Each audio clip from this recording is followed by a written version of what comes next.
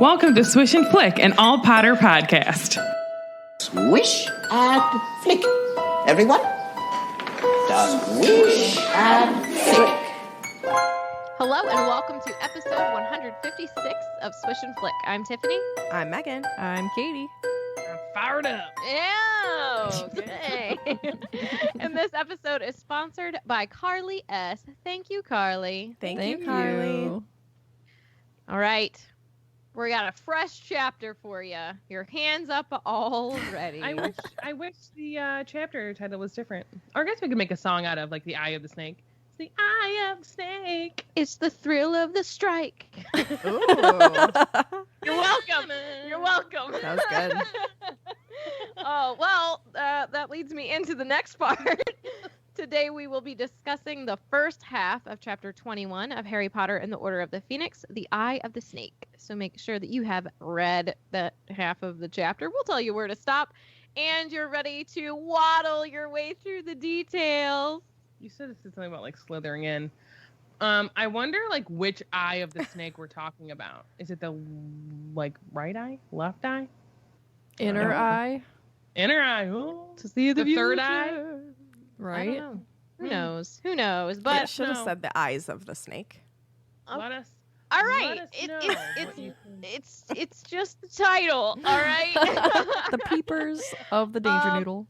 I have to tell you, Megan, that I don't appreciate your weekly profit news at all. Sorry. As a matter of Neither do fact. Like, it kind of makes me feel some type of way.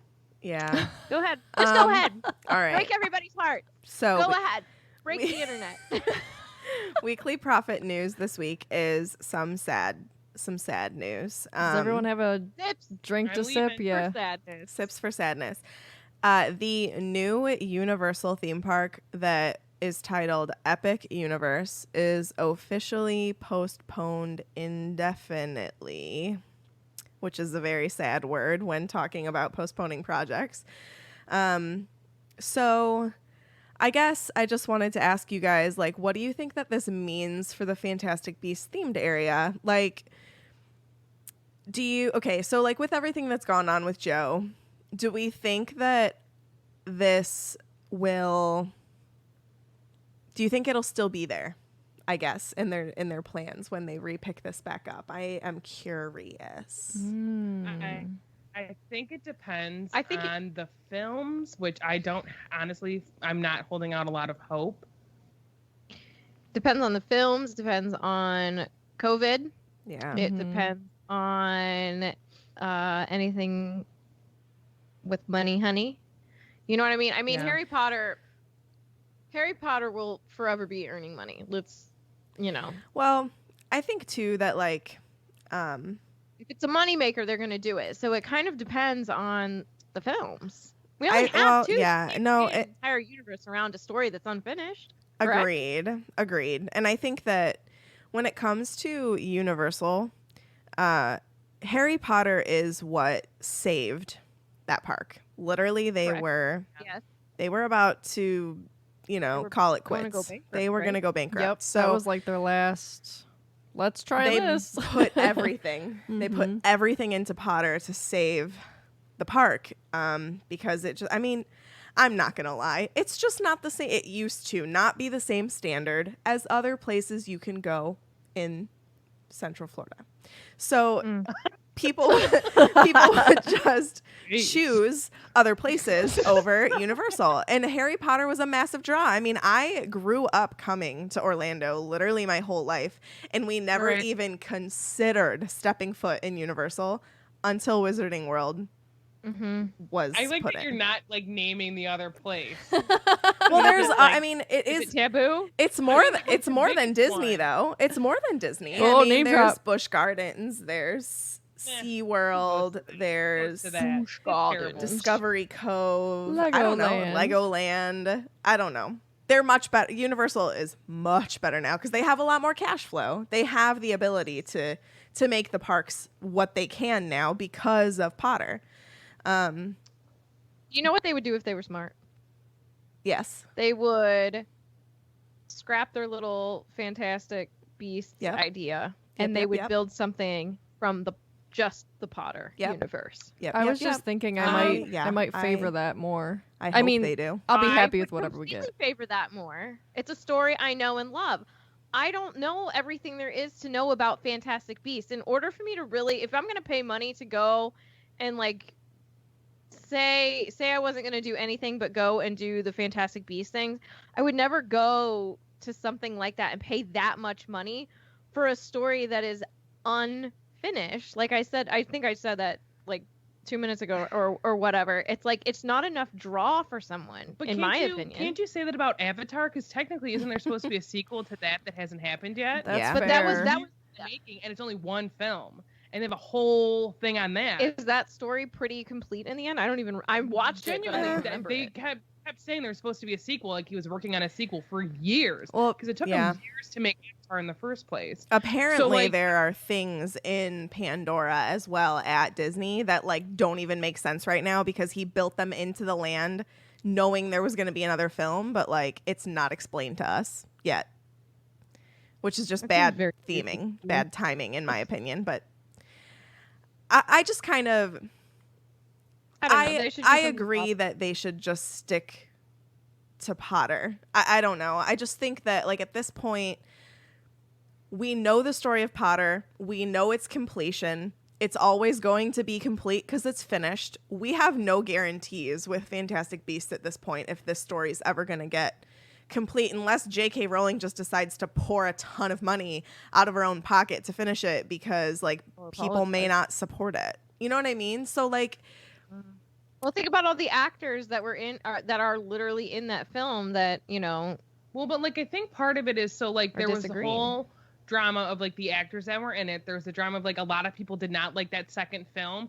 And then Johnny there's Depp's the- whole thing on the Yeah. side. That's what I'm saying. Like, and then there's J.K. Rowling and her whole controversy. So like for me, I don't see it going well.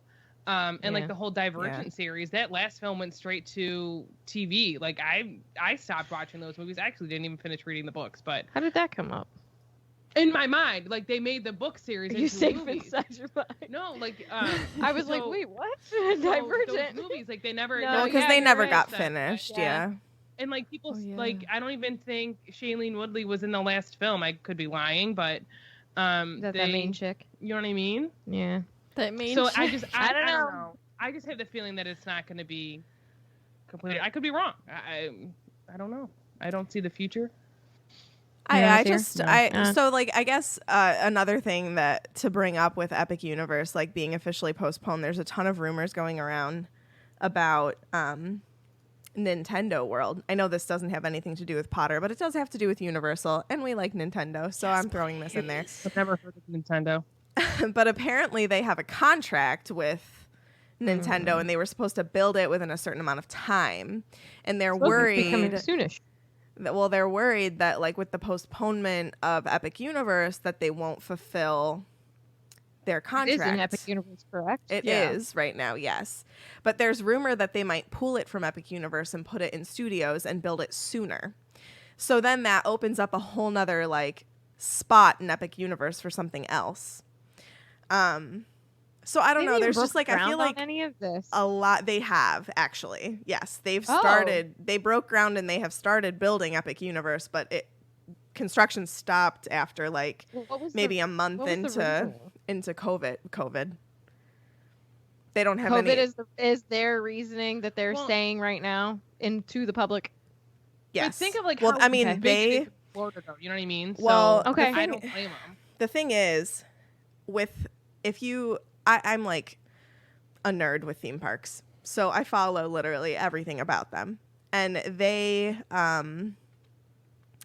said that in Q2, so the second quarter, like financials, that was when basically everything was closed.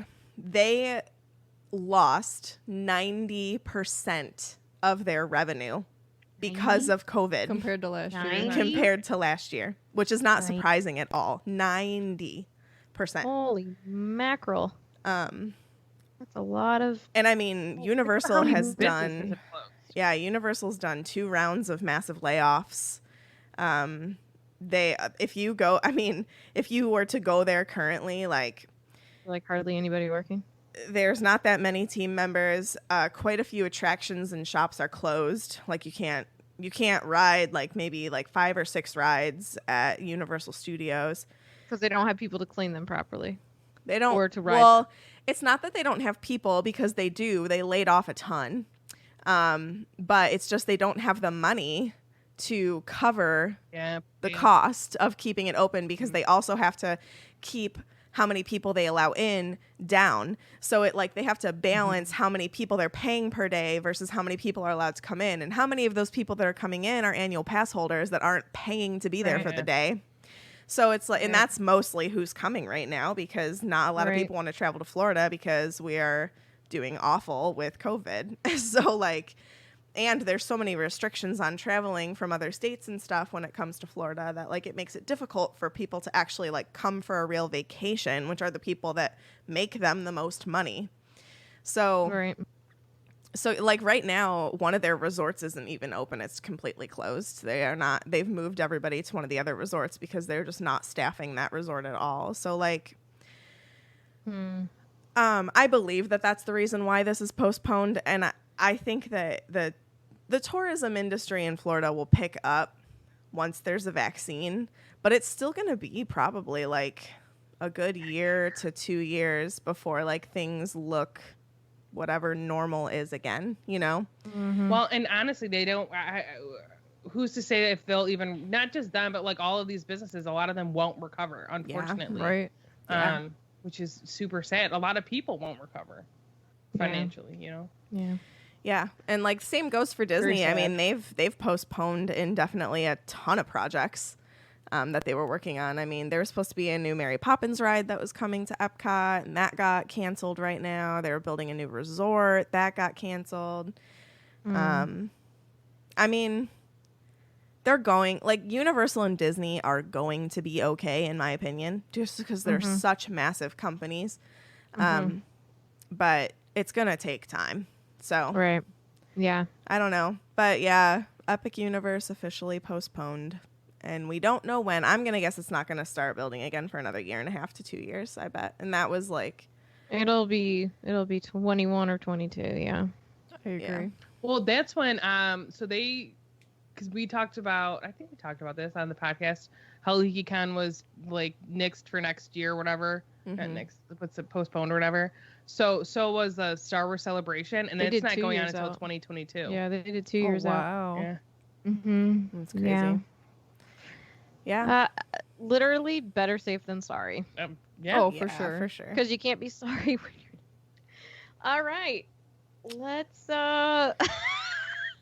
rum recap. That was a sad or very Well, slow that was a sad recap. week of profit. I don't know what else to do. Sorry. I'll take it, I Let's liven guess. this back up. Let's do some snake bites. What? You lost That me. doesn't liven people up. That pretty much does the opposite, Tiffany. Kind of. Continue the pod.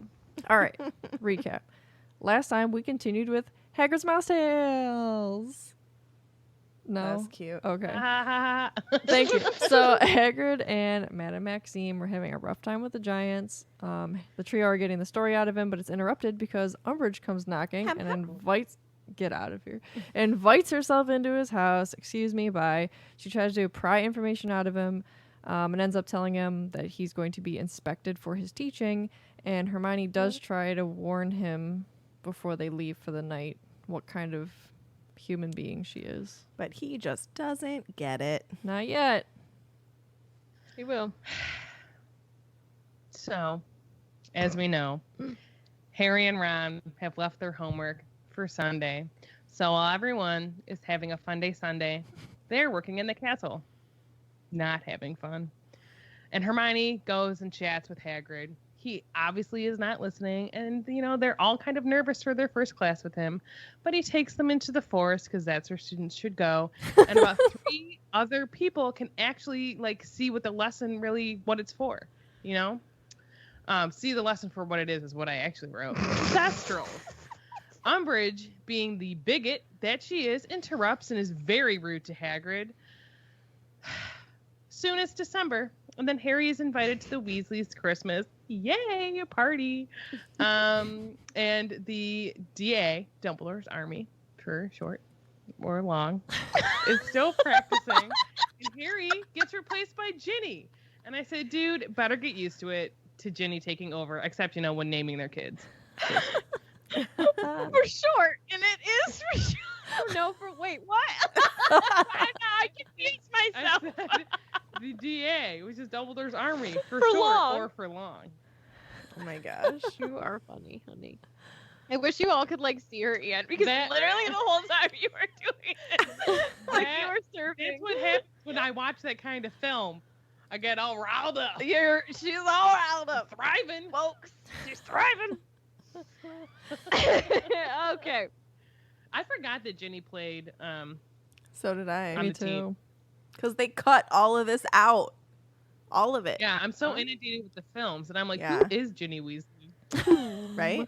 I'm pretty sure they counted, and she speaks 27 words in the entire Yeah. of all of the movies. That's so crazy. I think that I'm kind of over watching the movies. I just want to listen to the books over and over because they're so much better. And I'm not I just am not the type of person that watches them a crazy ton. I So there's used people to. that are. I used The to. last time I watched it was over 2 years ago. Was your baby shower? I watched the first two with Alana. She woke up the other morning. Harry Potter? I was like, Oh my yes. I did watch it the other day when you. God. Can we talk about how I like precious your child was when she opened up her new little Crookshanks? As soon as you Yes. told her it was a cat, she was like, mew. I'm like, oh my God, She's like a tiger. And then she kept throwing it on me and making it meow. And I was having a day where I just needed nobody to be touching me. No touching. And she kept doing it. And I was like, get the cat off. And she goes, she pushes buttons. Meow. God love her. All right. So on Sunday morning, Hermione makes her way back through the snow to visit Hagrid again because she really needs to explain to him that this lady is horrendous. And there's about 2 feet of snow on the ground. So tell me how many DeVitos that is. It's like a half a DeVito. I have no idea. I think it's less than half. Vinny's isn't it? typing. I bet Correct. he's on it. 2 feet, Vinny. 2 feet. 2 feet. So Ron and Harry wanted to go with her, but in a shocking turn of events, they couldn't because they had homework. Okay. Anybody? 2 feet is 0.415 DeVitos. Thank you, Vinny. Genuinely, we need to get Danny DeVito on here for an episode. Yeah, how has this not happened? Come on. I would lose my mind. So the boys stay in the common room and worked while the other Gryffindors were outside having lots of wintertime fun. Some of the Hogwarts students' winter activities included skating on the frozen lake, It makes me nervous. tobogganing. Have you ever tobogganed? Yes. It's fun. It is fun. See, But it scary. depends. What are you in though? Is it You're in a that's like a toboggan. tube? It's like a sled type thing. It looks like a type of sled, but it's called a toboggan. Think of I've- cool running. It's literally like a sled on an ice chute. Yeah. One You of them go not very so far. fast. They Oh now- no, I have not. I won't do that. I have a child. They now no, it's super safe. They now have an elevator for the toboggan, but you used to have to carry it up. That the- is crud because that- I carried that sled Yeah, we carried up, that. and it was so Oh, heavy. You got to be positioned right because I was always at the end, so I was quote helping. Would not you say just you gotta have a walking the gimmick? steps. Sure, but it is a lot of fun because then you get hot cocoa, which I can't drink anymore, and sit by a fire. It's very nice. All right. Go tobogganing in the winter times. Tis The fun. Gryffindor students also liked bewitching snowballs to zoom up and rap hard on the Gryffindor Tower windows. And I would like to bring up one of my favorite wintertime activities. Sleeping. In college, we would take the dining trays from the cafeteria and sled down the hills at Toledo. Yeah, No, they did that truly. at Kent, but I never did it, and I'm upset with myself. But we did go sledding at Kent. We just used an actual sled. Yeah, and it broke. EDU. Oh. Instead of saying not on purpose. EDO. Aw, you're Yeah. a sweetheart. Ron is pretty much over having snowballs rapping on the windows because he's trying to pay attention and do his homework because, it's his last chance. And he tries to put a stop to it because he is a prefect after all. Quote, "Oi!" bellowed Ron, finally losing patience and sticking his head out the window. "I am a prefect, and if one more snowball hits this window, ouch." Can they His face even now covered with snow. can they even hear him down on the grounds all the way up in Gryffindor Tower? I feel like Ron could yell He has that a loud. magical voice box. I don't know. Oh yeah, what? Yeah, that's He true. could have done sonorous. That's I the bet one. his voice, I bet you it carries though. Like think Yeah. about someone Oh, yelling yeah. out of a window. Yeah. Science, man. Magic man. Rules. And in another shocking turn of events, it was Fred and George who were bewitching the snowballs, and they hit him in the face. That's shocking. It is, really. I would never think that they would do something like that. Yeah, not those guys. Ron slams the window shut and says, "Gits." And I laughed because I thought that was funny. Because you know he's not going to say anything else to them because they're just Yeah. going to bring like a whole snowman through the window. You want to build a snowman? Disney. Oh, 2 name drops. Hermione returns to the common room just before lunchtime and she's shivering and her robes are damp up to her knees. Don't you know a spell for that, sweetheart? Ron asks her if she planned all of Hagrid's lessons for him, and she says that she tried, which I do not doubt for 1 second that she tried to plan all his lessons. But Hagrid wasn't even there when she got to his house. She kept knocking and knocking for a half an hour. She's determined. I would have left after 5 minutes Yep. or went looking for him in the forest because where else is he going to be? Followed his tracks. Yeah. So after 30 minutes, he finally comes out of the forest. And that is also another shocking turn of events, friends. No one ever expected him to come traipsing out of there. Megan. Hermione does use a spell at that point, I believe. Does she? It said something like she did Don't- a no, don't- complicated. If you don't know, Well, where is this? It doesn't No, she say does, the she does, spell, she but does. it says that she does some complicated wave with her wand, and steam comes billowing out, and she like dries herself. Oh, whatever. I It need does that. say. I She just read pulled it. out her wand and gave it a complicated Ooh. wave so that hot air steamed out of the tip. Then she pointed this at her robes, But, which began okay, to steam as they dried out. In Tiffany's defense, she waited until she got all the way up to the Gryffindor common room to use this spell. You're not wrong. I'd have done it right inside that entrance hall. I'd have been True. doing it as I was walking. So kiss it. Would you look at it? We gotta tell them where that's from. Remind me at the end of the episode. We'll share that Okay. so people can have a nice laugh. I'm sure I won't remember. So at this news of Hagrid like not even letting her help plan, Harry groans. Because he knows that in the forest, Hagrid was probably planning his own lesson in there, and it's not a good sign in his opinion. Hagrid didn't tell them what kind of creature he was keeping in the forest and said that he wants it to be a surprise. And Hermione tries to explain about Umbridge because this is serious business, and Hagrid's just not getting it. Who she is, what she does, he still doesn't understand. And then I wanted to add this in. In all honesty, in my opinion, I think the lesson that he teaches is a good one. I Me agree. too. I agree. I Well, think it's and I think- appropriate. I think it's good. I think like when you see, and Megan's gonna probably touch on this because like obviously you see Umbridge being very discriminating. Let's just lay it out all on the table, right? Because Yeah. he's a half giant, and so you look at Hagrid and you see him as like this big guy, and he looks one way when realistically he's like the nicest guy in the whole world. Where like Thestrals are the exact same way. Like you look at them and they're terrifying. So like everyone's like they're dangerous. It's like literally like they will harm you if you harm them, but Mhm. like they aren't.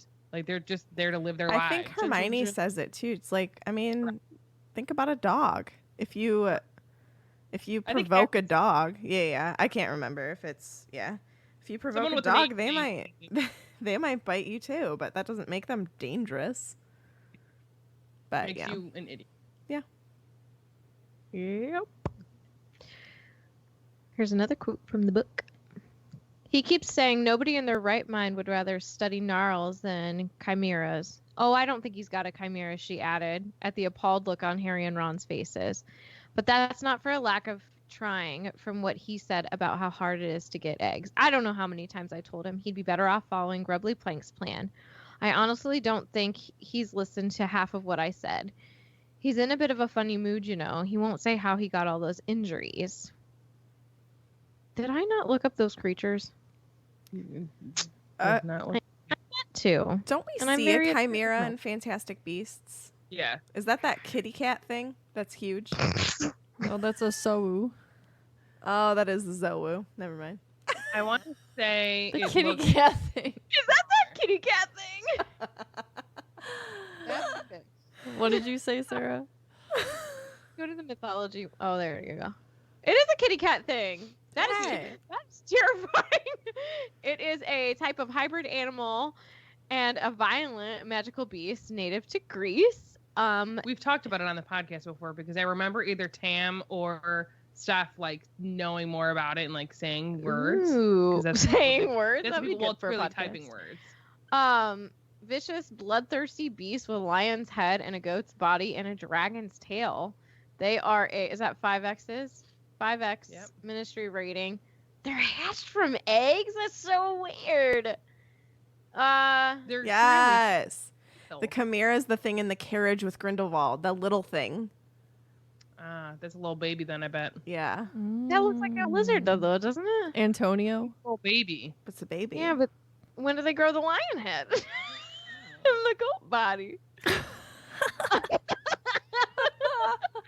It's different like a stages of life. First, they get their goat body. Yeah, they have to evolve. Gotta evolve. Um, When do you level it up?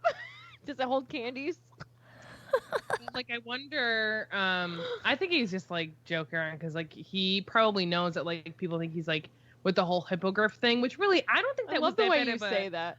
What? The way you say it, you just Like a hippogriff or the Hippogriff. you say hippogriff. Like you know, I like say it's like, things weird. I know, but I said I liked it. So, like, with that whole scenario, it would have been fine had they listened to him and done what the teacher Not even told just them they to had do. Malfoy listen. Correct. Just him. And I Wait. like that he's a little afraid. He's a Because, like, turd. yeah, pay attention to your teachers. Unless they're Umbridge, who's not a teacher, but we've discussed that at length. Mhm. But, like, Hagrid knows what he's doing, and, like, I don't know, it aggravates when people are like, he's teaching dangerous things. Like, he's teaching about creatures. Yeah, creatures can be dangerous, but again, you show, like, It's a like hippogriff, you taking show. wood shop. You know that Yeah. there's going to be dangers involved. And also, this is an elective course, first of all. But you go see an hippogriff and you're told you have to treat this animal with respect or it will attack you. Then treat it with respect. We have lots of Malfoy. hands. I don't know who was first. Meg was first. I just want to say that I need to correct myself because the little thing in the carriage is a chupacabra. Oh, I was going to say. I don't think we see a chimera. I don't remember that. We've talked about it. I remember. But we talking- have. Yeah, I feel like, yeah, we talked about them. They must have been mentioned in like Goblet or something. Go All ahead, right. Kate.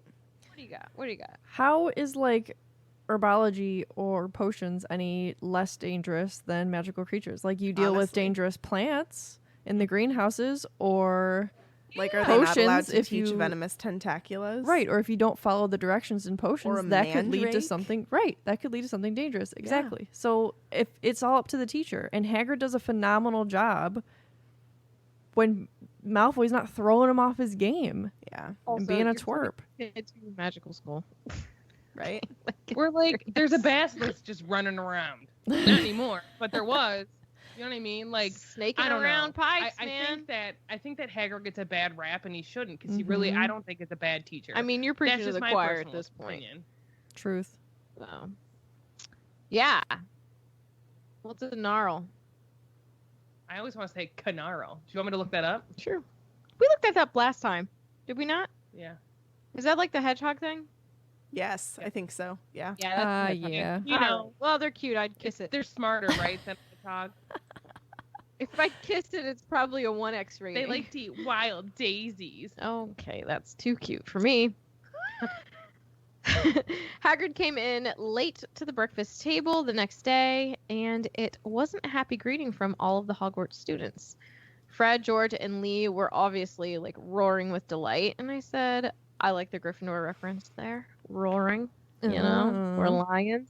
Anybody? Chimeras. So this is, but this is really cute. They sprint up the aisle to shake his hand and welcome him back. I said those are some good eggs. Yeah, I agree. Good eggs. Not with chimeras in them though. Nope. On the other end of the spectrum though, we have Parvati and Lav, and they are less than happy to see him back because they like Grubbly Plank better. Then She's get a out of cool here. person. I like her, but Hagrid, this is Hagrid. This is his thing. Again, I think that's something like people need to get like, yeah, like if let's talk about like real world animals. Would I love a class that was all about little dogs? Sure, because little puppies are cute. But I also would love to learn about things that could potentially kill me. Give If me I'm one. being honest. Give me one. Dude, I like mean, lions. yeah. Dude, Or like bears, like things I Tigers. tigers. Yeah. Oh my. Lions and tigers and bears. Oh my. I mean, I kind of like think the equivalent of this class would be like, you know, someone who's training to be a zoologist or someone who's training to be a veterinarian or something like Zoologist. a what? A a magizoologist. I mean, It's just, literally, again, like there's so Sasa said, many- this is an elective. Get Like there's so serious. many creatures and like so little time. Well, and they're fifth years. It's not like they're, you know, they're past flubberworms at this point. Let's be real. Flubberworm. Flobberworms. Die. Robin Williams comes in. God, and I flubber. miss him. But like, Pour one out. it doesn't make any- have Literally. a class about creatures and then like not talk about all of the creatures. You know what I mean? Like You're not bring them wrong. in, hands on. Like even the like, what is Pickett? What is that? A bowtruckle, right? Yeah. Those are like they'll little things can get you. Yeah. I'm going. They can be slice ya. mean. All Knife of those hands. things can hurt you. So like for you to like go in and be like Hagrid's a bad teacher because he's teaching us dangerous things. Like no, he's just teaching you different things. You know what I mean? Yeah. I don't know.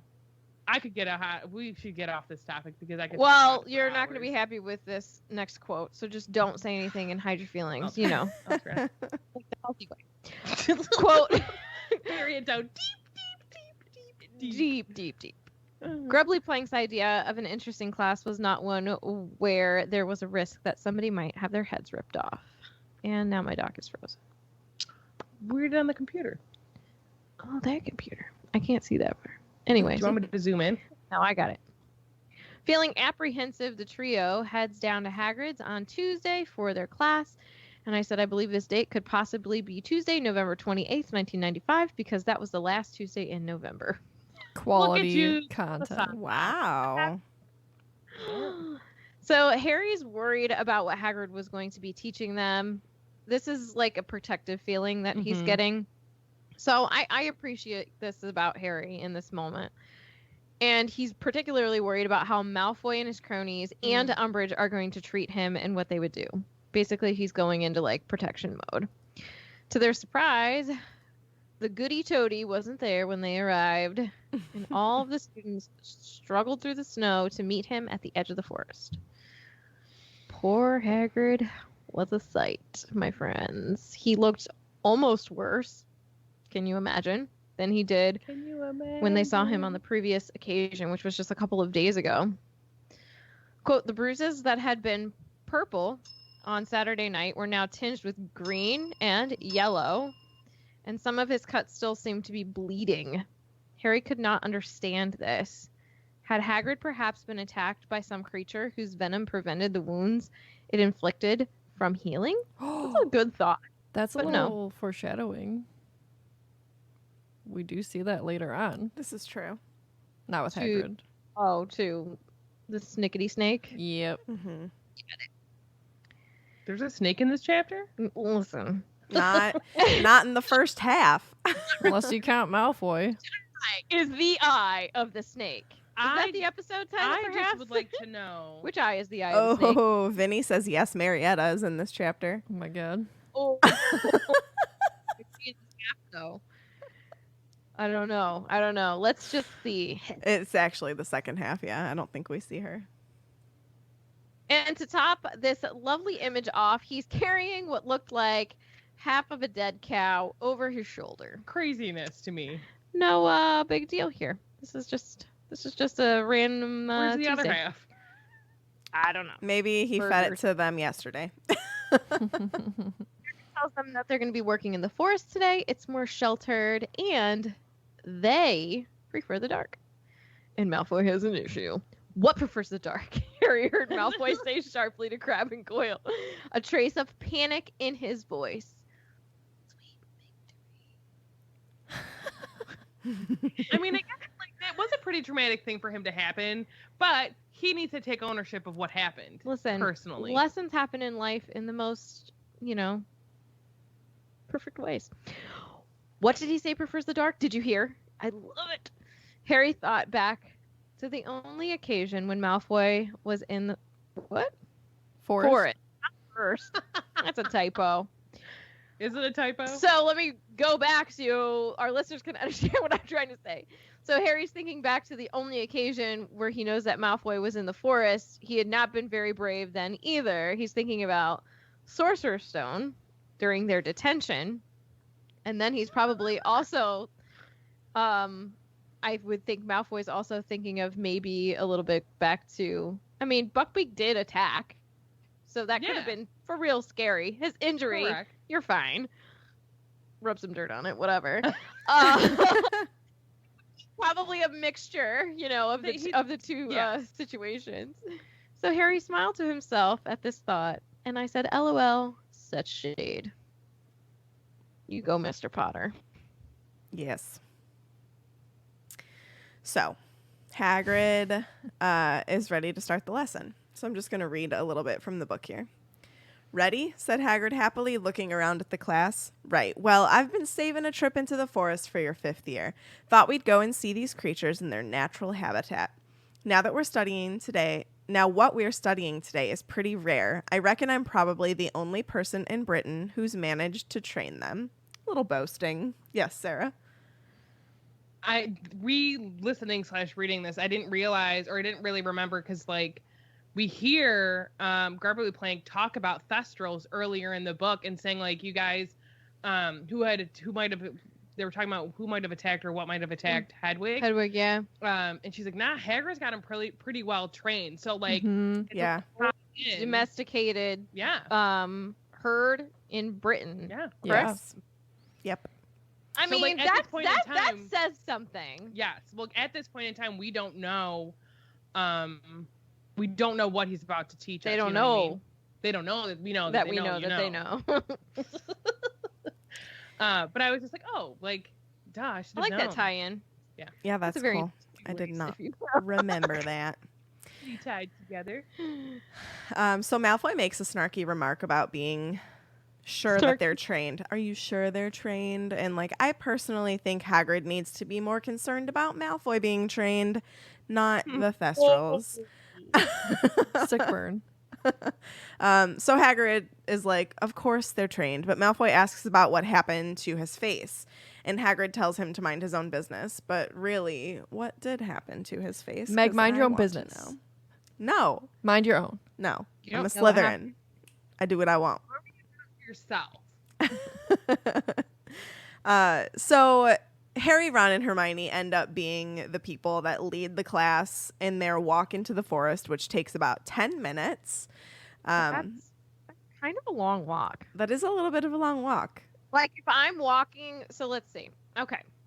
It probably takes me, when I walk Fozzie Bear, about 22, 24 minutes to walk a mile with him. Mm-hmm. Are they going about half mile in the forest, do you think? Let me think. I walked Maybe. 2 miles today. It took me 38 minutes. How fast were you walking? I What is the velocity of an unladen swallow? I went between I don't know, whatever 2.5 is and 4.5. Okay. So I'd run a little bit and then I'd walk a little bit. Got you. So So what do you think? About half mile? sure. I would say, yeah, at least a half a mile. Kind of Um, That's a walk. yeah. And in a forest. So like, it's not like an even ground. You know what I mean? Yeah, doesn't so work. that made me think that like Umbridge, she's not there yet. So like she has to do that walk by herself through the forest.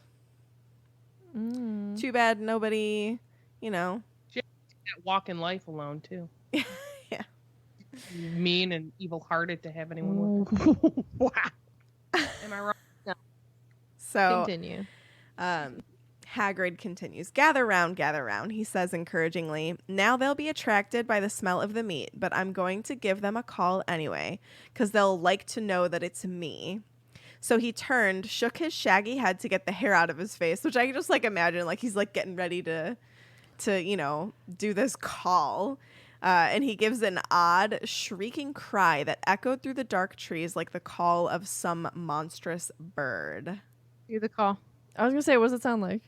Do the call. Don't do it right in your mic. You're gonna hurt people. Let me. Don't pull a I don't Tiffany. know. Okay, I kind so of think it's of like a hawk or it's something. a you know? shrieking Do it. cry. Like, No. Shrieking cry. Katie, you do it.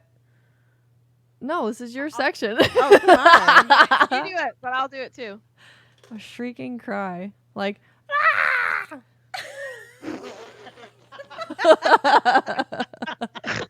want to hear everybody's shriek. Your face.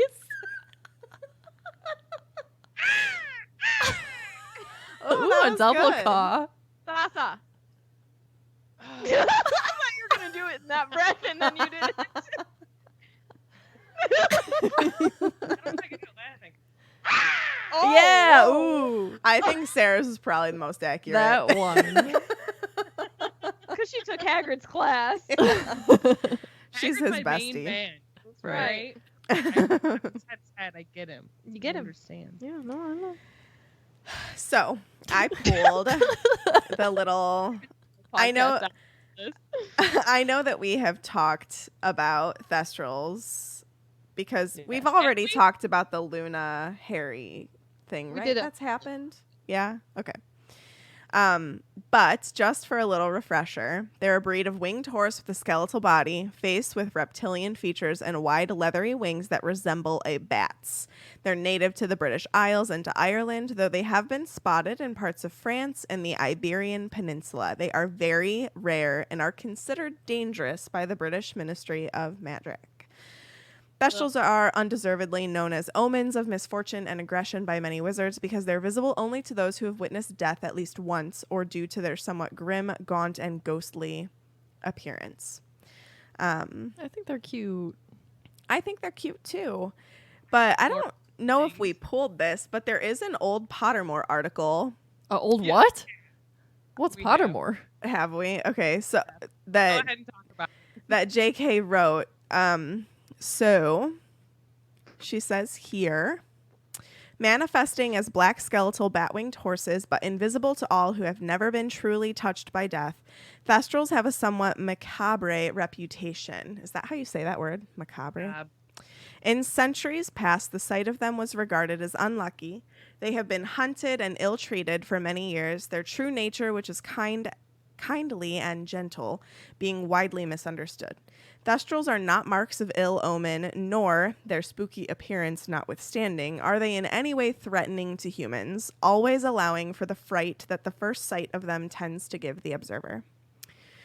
While somewhat intimidating in appearance, these carnivorous horses are emblematic of a journey to another dimension and reward all who trust them with faithfulness and obedience.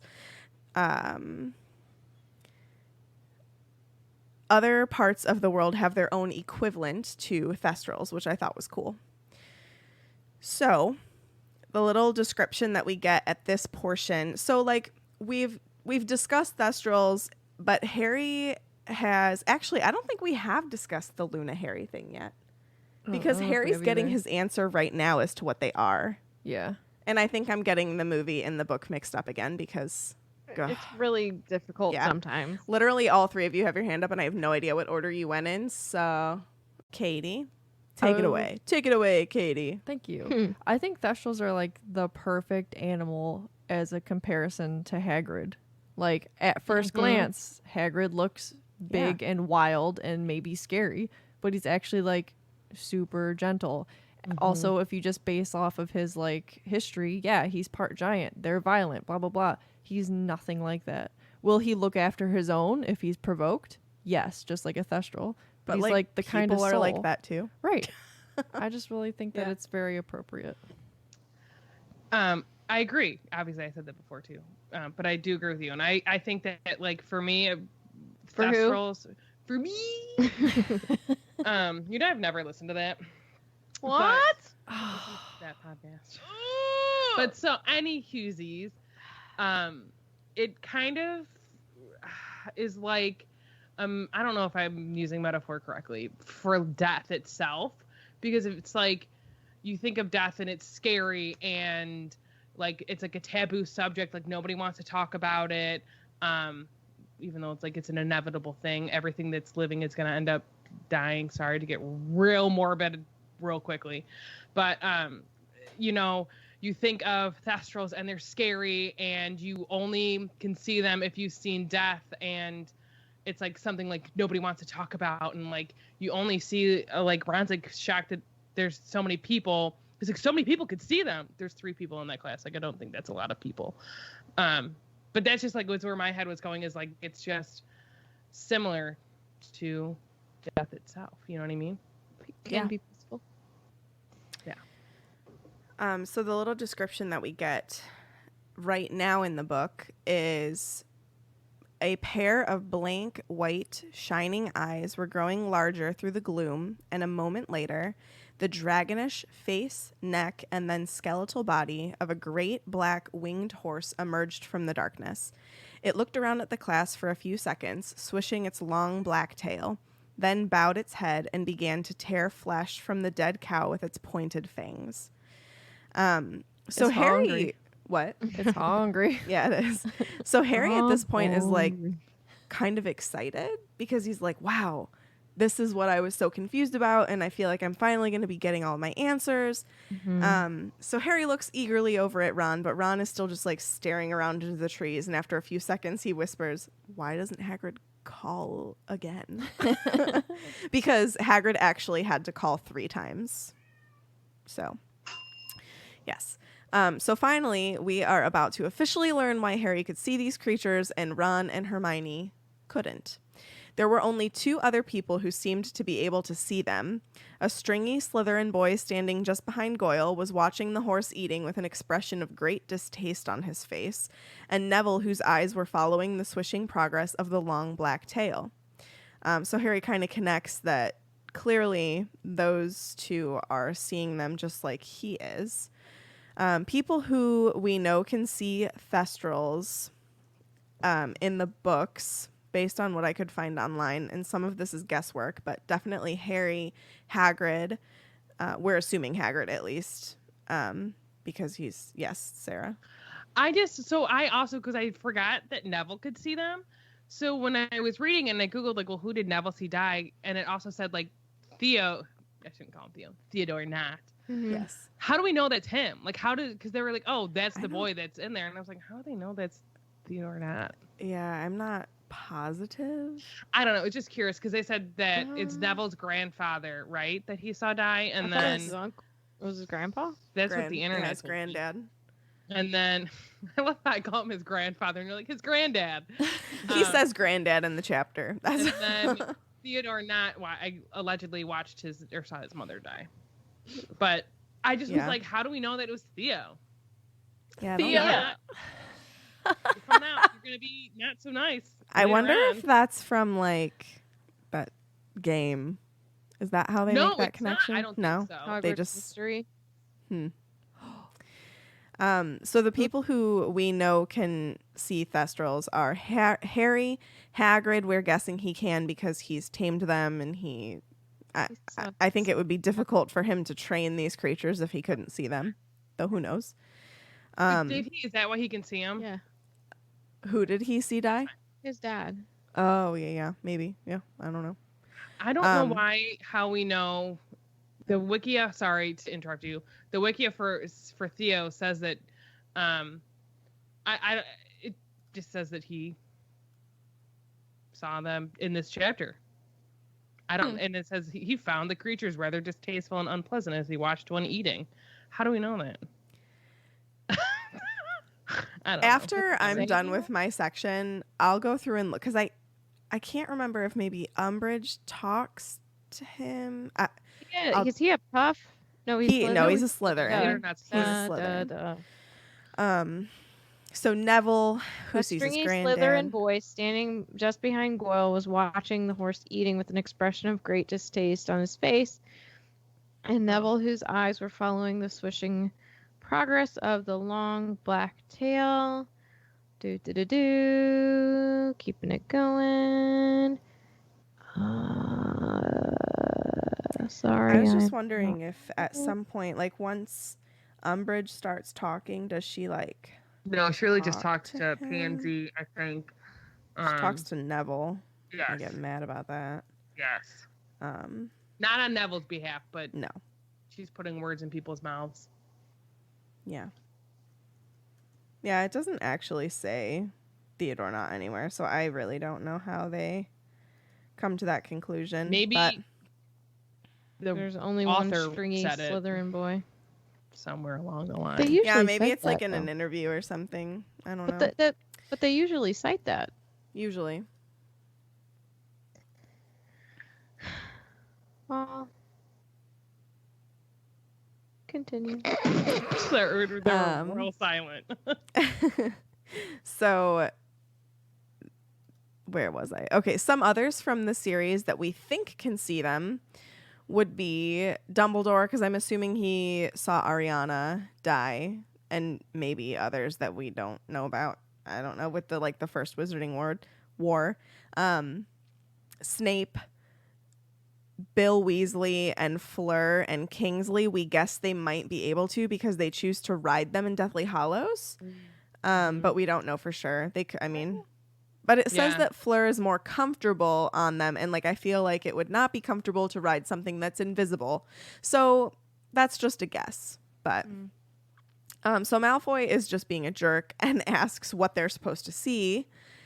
And I said, Draco, you should enjoy your innocence while you still have it, because you cannot see them, and you will be able to in time, unfortunately. So Hagrid then asks everyone to raise their hand who can see them, and Harry is so relieved to learn that he isn't alone, because himself, Neville, and the Slytherin boy all raise their hands. So at this point, Hagrid reveals that they are Thestrals, and at this point, Hermione understands what they're supposed to be looking at now, of course, because she's Hermione. Yes, Katie. Have you ever had that kind of relief in a social situation like that before? Or any situation where like for example, me with my anxiety, when my mom took me aside and was like, hey, I deal with this too. I was like, oh my God, I'm not crazy. Because when you're just in your own head, you think you're nuts, you know? And Harry's probably thinking he's freaking crazy, that he's the only one that can see these animals flying around Hogwarts, you know? Well, I feel that personally, because I remember that sometimes with my anxiety, I will go full blown through a fake scenario in my head and then get real feelings from it. Mm-hmm. And I have to kind of shake myself that didn't happen. I just made that up in my head. That didn't happen. Right. Yeah. Well, I think too with Harry, he's so used to not being the odd one out, but going back to Chamber, he was the only one that could hear a snake. He's the only one that could talk to a snake. So he's almost used to being the only one. Right. And so finally having something that is a little bit weird, but he's also not the only one, is probably super relieving for him. And I get that too, you know? It's I'm not alone. Mm-hmm. This is when Parvati says that they're supposed to be very unlucky. They're supposed to bring all sorts of horrible misfortune on people who see them. Professor Trelawney told me once, and Hagrid is just kind of trying to cut her off, because he obviously doesn't believe it. He says, no, that's just superstition. That is, they aren't unlucky. They're dead clever and useful. Of course, this lot doesn't get a lot of work. It's mainly just pulling the school carriages, unless Dumbledore's taking a long journey and doesn't want to apparate. And here's another couple. Look. So then more come through. And Hagrid then asks who can tell him why some people can see them and some can't. And of course, Hermione raises her hand and explains that only people who have seen death can see them.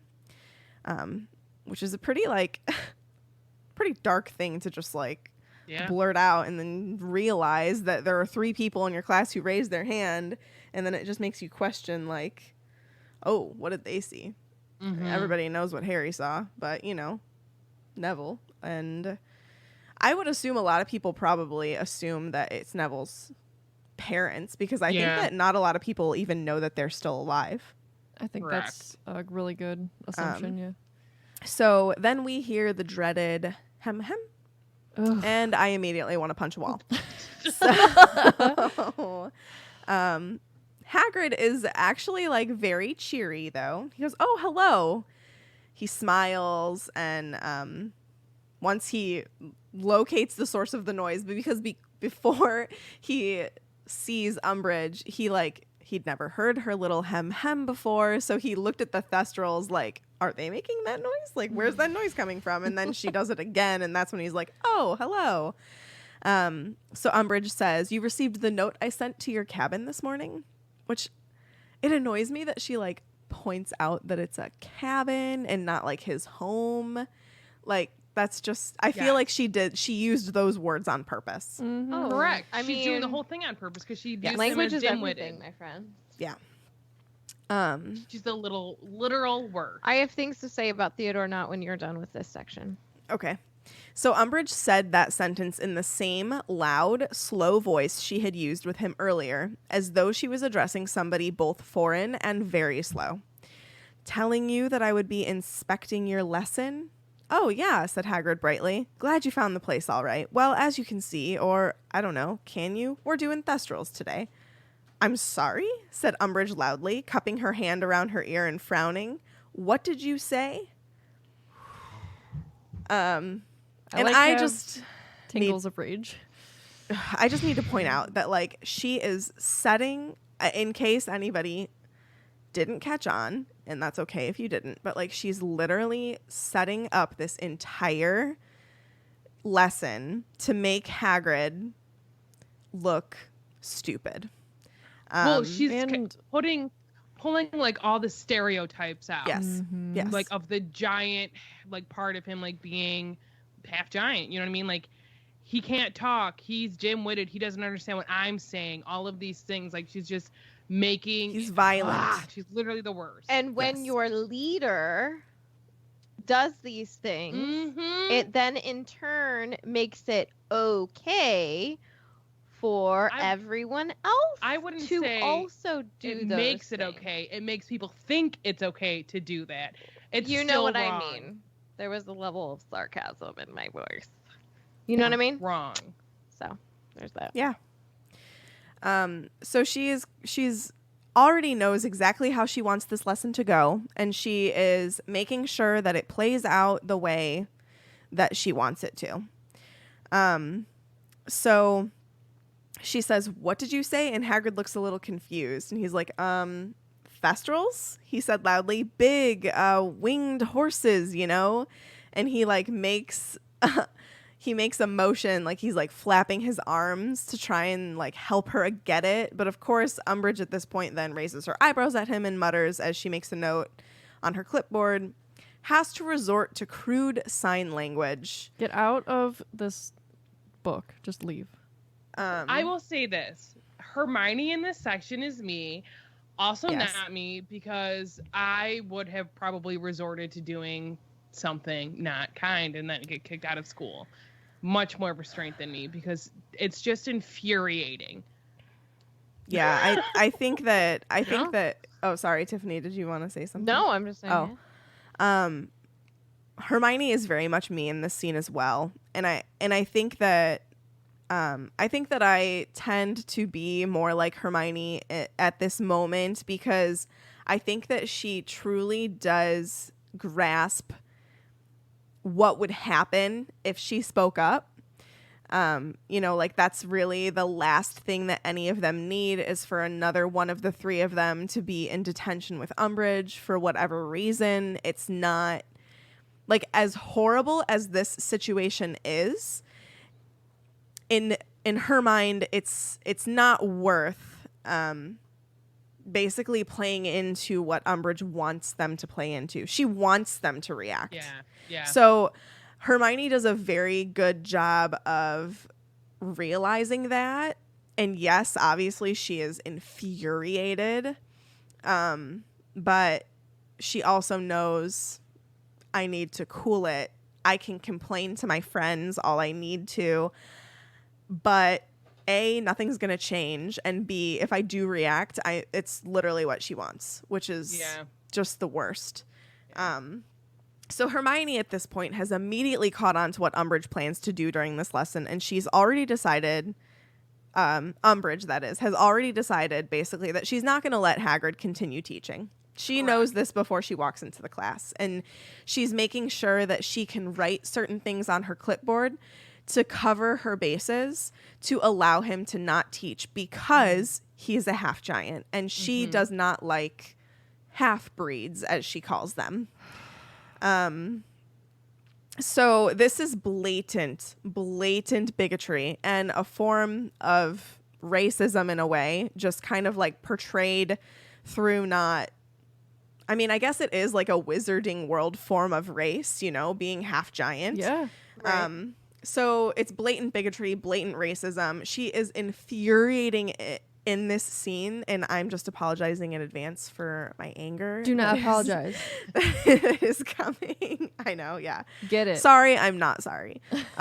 So she writes down that Hagrid has short-term memory loss because she interrupts him and he has to think, and he has to think for a second as to like where he left off in his lesson because she's interrupting him.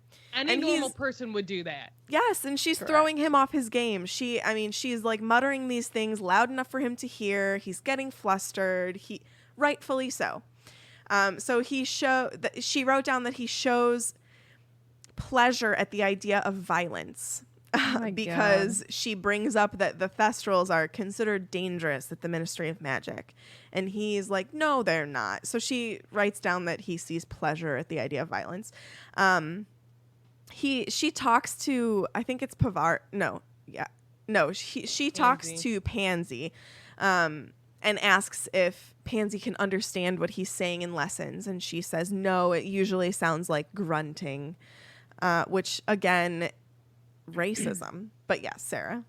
What makes me like so upset, like, so obviously like Hermione really cares for Hagrid more than just being a teacher and everything. And so, and she also is the type of person like that she doesn't want to stand, or she doesn't stand for like this type of racism and bigotry and all of these things. So she's so angry to the point where like she has tears in her eyes. Right. And then it's noted that like Pansy also has tears in her eyes because she's laughing. Yeah. And like this is what I was reading this and I was going, I don't know why this is my favorite book. I'm like, and I haven't read it in years, to the point where I'm like, I'm so angry. And especially like now in the climate of our world, like it's much more like in the forefront of everyone's minds. I don't get how people can be so mean. I think that a lot of like, so like I never truly like loved Order of the Phoenix, but I didn't dislike it. But I think that just like reading it in these times makes me angrier reading it. And because it's different. I also think it's we're now older. You know what I mean? And we've talked about this with a lot of scenes where like, and not to say I ever thought this scene was funny. I didn't. But like there were other scenes where we were as kids, we're like, oh, this is so funny, whatever else. And now as adults, we're like, that kind of the is ferret like, scene. Yeah. The ferret, yeah. It's horrible. Yeah. And then this, like, we're older, we know more, we've seen more, we know what's going on in the world right now, and it's not okay. It's never been okay. And it just makes me want to like, I just don't get, and we've talked about this too when we were talking about, like World War II and like Hitler and like all of the Jewish people being killed like in the Holocaust. I just don't get how people can hate like that. I don't get how just because he's a half giant, like literally, like what does that matter? Yeah. Like this makes Umbridge look like a horrible person because she is. Like if you hate like that for no reason because you think you know whatever you think you know, you're wrong. Yeah. I think that, like, thinking back to, like, reading this scene the first time as, like, I guess I probably was around 13. No, I guess I was 12. I was 12 when I read this book. So reading this scene at that age, I thought, wow, this is so unfair. And that was kind of the extent of my thought process at that time. I was like, gosh, this is so unfair. I can't stand this woman, but I didn't truly understand why. But now that I'm reading it and I'm like, that is straight up bigotry. That is straight up racism. That like all of these like crazy just because like at 12, like I hadn't necessarily experienced those things or like understood what they were, but now I do, and I'm just like, oh my god, like she's like worse than the worst. Like she is just like such a horrible human being. And the fact that she's like miming words that she's saying at him, she's talking down to him the entire lesson, and like honestly, she's just the epitome of an evil person. It's literally I we can say the same words over and over again, but like, God, she like literally she makes me so angry sometimes that I just like want to cry, because I am reading this book and I'm like, God, trying to picture myself in this situation, and it just feels so real. And I think that a lot of that is what stems from people hating her so much. Like if we were to start a poll in our Facebook group, I could say with 100% certainty that people would choose Umbridge being their least favorite character over Voldemort. Yeah. Like 10 out of 10. I think that, and I know I can only speak for myself, but like I know Umbridges, you know what I mean? Like I've seen them in the world. I've not really seen Voldemort, you know what I mean? Like, yeah, like there's evil, horrible, truly awful people out there, but like I feel like the everyday evil person is an Umbridge, where like they do think these things, they do believe in stereotypes, and it's very unfortunate. I don't know. And like I think like this whole thing really is just setting us up for like the atrocities that are going to happen later on with this series, with like Pansy and Draco and really all of the Death Eaters, like even all of them believing that like just because they're quote have pure blood, they're better. Like, no, being a better person is being someone that's kind and caring and like anti all of that. Yeah, I really like what Kara. Go ahead. Well, I just no. I was gonna say, like, the thing that gets me the most with Umbridge is, Sarah, you said that she's like the everyday person that's like the evil person. Yeah. You know, Voldemort is this high and mighty untouchable. Umbridge is somebody that walks amongst the masses, and she's somebody that, in this case, children can look up to. She's influencing them. She has influence at the Ministry of Magic. But like going back to what I was saying before, the thing that gets me the most is the appearance that she tries to get you to think that like she is. I'm not saying that in the correct way. Her outward appearance is like an overcompensation for the evil within. Yeah. She takes this color of pink. She takes the softness and innocence of kittens. Think of how she takes her tea. Ridiculously sweet. Sweet. Bows, fringe, frill. And it's like overcompensation for the amount of evil that she really is. Voldemort is evil, yes. Umbridge is very much up there with the amount of evil, but think about people saying don't judge a book by its cover, you know what I mean? So like you're looking at her and like think about this with like real people, like, oh, she's so beautiful, she couldn't have done this, or he's such a good looking guy, he could never have done that. That literally means nothing. A lot of times if they're good looking and they're charismatic, they're able to get away with a lot of things, because you don't think of a lot of serial killers that are the everyday guy that nobody would ever expect. You know, they keep up appearances and Mhm. things of this nature. And it's like Ted Bundy is who I was thinking of. And it's like that in itself, the outward lie about who you really are, and it almost makes it even more sickening to me. Mhm. Yeah. Does Yeah. that make sense? Like, Yeah. Yeah. it just like adds on this thick layer of gross Well, icing. and like, I think she'd be like one of those people like, well, I'm not racist, but, or right. I don't think Yeah, that, but it's like, no, Mhm. you're either you are or you're not. yeah. There's no I- gray there. Sorry. You're fine. There's a lot of great conversations happening in the Discord right now, and I just want to bring up a couple of them. So Yes, please. Kara said, Voldemort seems more monstrous and Umbridge is more humanized, and that makes her 10 times more infuriating, which I agree with. But I also do agree that Vinny is saying being monstrous can also be human. Mhm. And I think that sometimes we do forget that, but I think that the difference between Voldemort and Umbridge, in my opinion, is Voldemort doesn't like feel emotions. I think Brandon said he's a sociopath. So like literally he doesn't feel things. He has his goal and he does what he needs to do to achieve his goal, and he doesn't care how he has to get there. But he doesn't feel anything really about he feels anger at one point with Gringotts, like, but he feels doesn't excitement. He feels Yeah. anger. Yeah, he feels all those things. but it's not as like in your face obvious as Umbridge's emotion. Like well, I think you the you see difference that we're- genuine joy on Umbridge's face when she does something evil. And like that I think is the biggest difference. It's like Voldemort, when he does something evil, he's just like, I had to do this, whatever.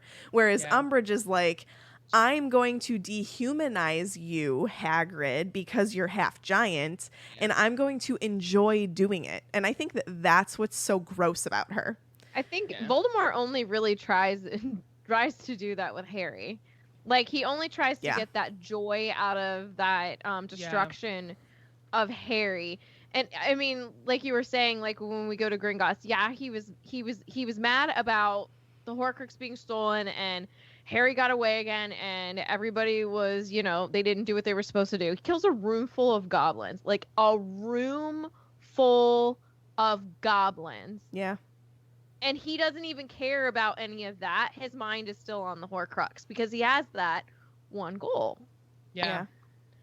Yeah. I think with Umbridge, like, and I've talked about this, like the fact that she's able to produce a Patronus because she thrives off of being the worst person imaginable. You know what I mean? Yeah, I mean, Right. we could talk Ugh. this to death. And We all know she's the worst. her Felix file is coming. Her Yeah, Felix file's and coming. it's gonna be a long Don't you one. worry, it's gonna be a Gonna Debbie be- of a Downer. So back to the chapter. At this point, like, Hagrid really does try with this lesson too. And honestly, this is a fantastic lesson. Like, Is it a beast I of a lesson? agree. it is a beast of a lesson. So if the Thestrals were not safe, would they pull the carriages every year for however many years that they pulled the carriages? This argument that they're dangerous is ridiculous. And at least specifically this herd. But Umbridge doesn't care about that. Yes. I think that also just shows you, or I don't know, just shows you, or just compounds on the fact that, like, we already know that the Ministry is not, it's not like a glowing thing where they're always perfect. Or maybe this is just like another showing or an inkling of like, hey, like what they're doing right now is like messed up.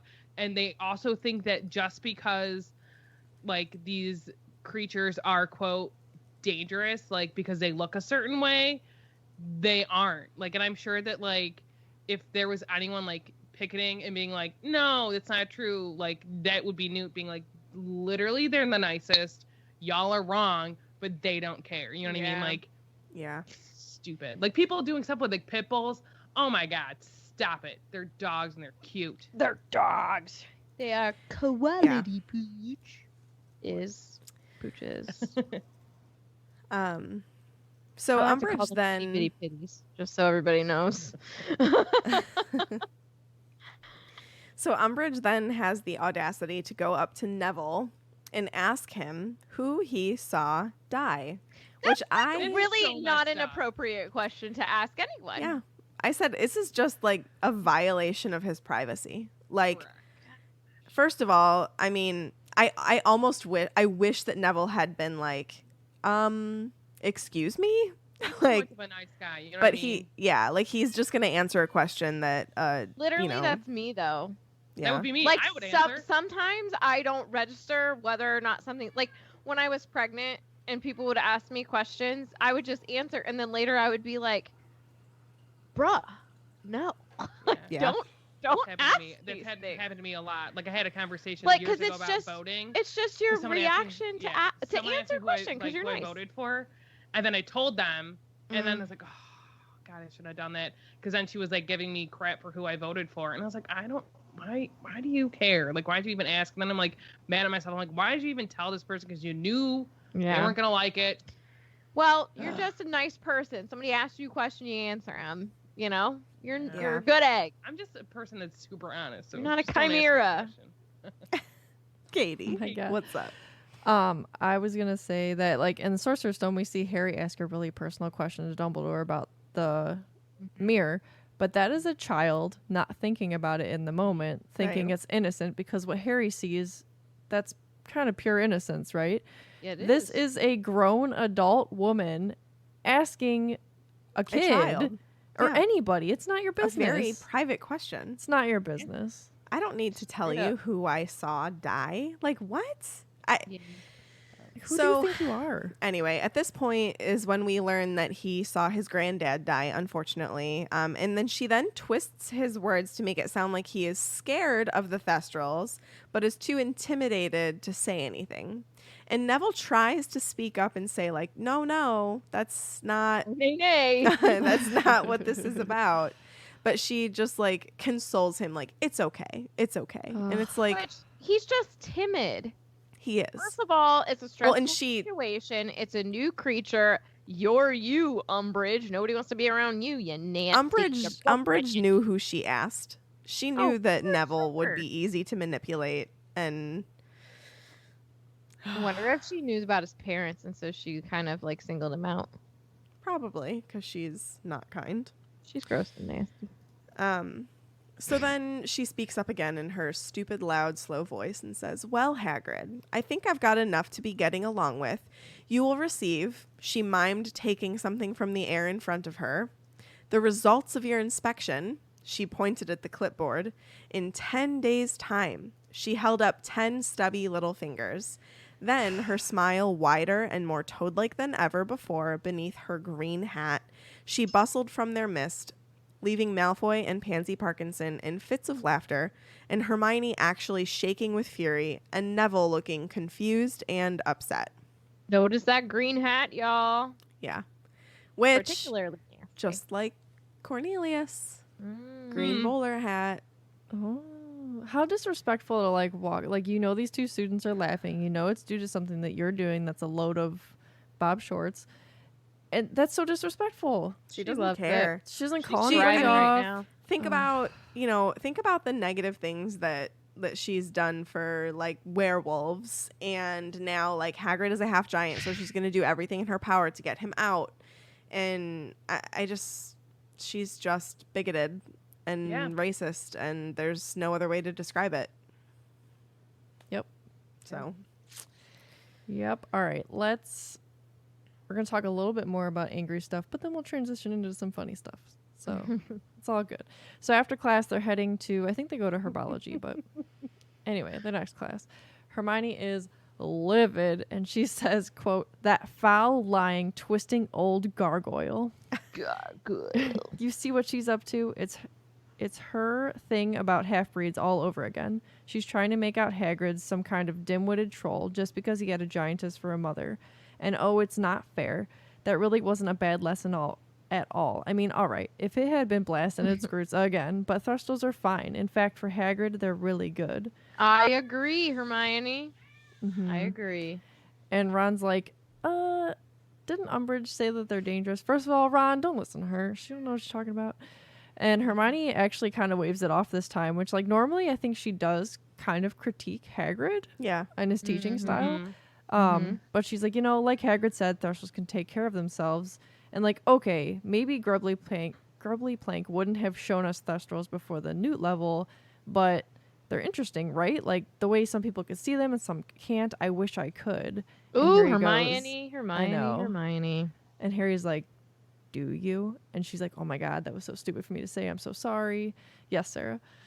I just want to talk about like how Ron's reaction, because like throughout like the series, like Ron himself has some things that he needs to like learn, because like when he first finds out that Hagrid's like a half giant, he's like, oh my god, she's a half giant, blah blah blah blah. And then he's like, you know what I mean? Like, so it's one of those kinds of situations where like he grew up with a family that might not have known any better, but he's slowly learning, which is something I appreciate. Because like they're dangerous. No, they're not.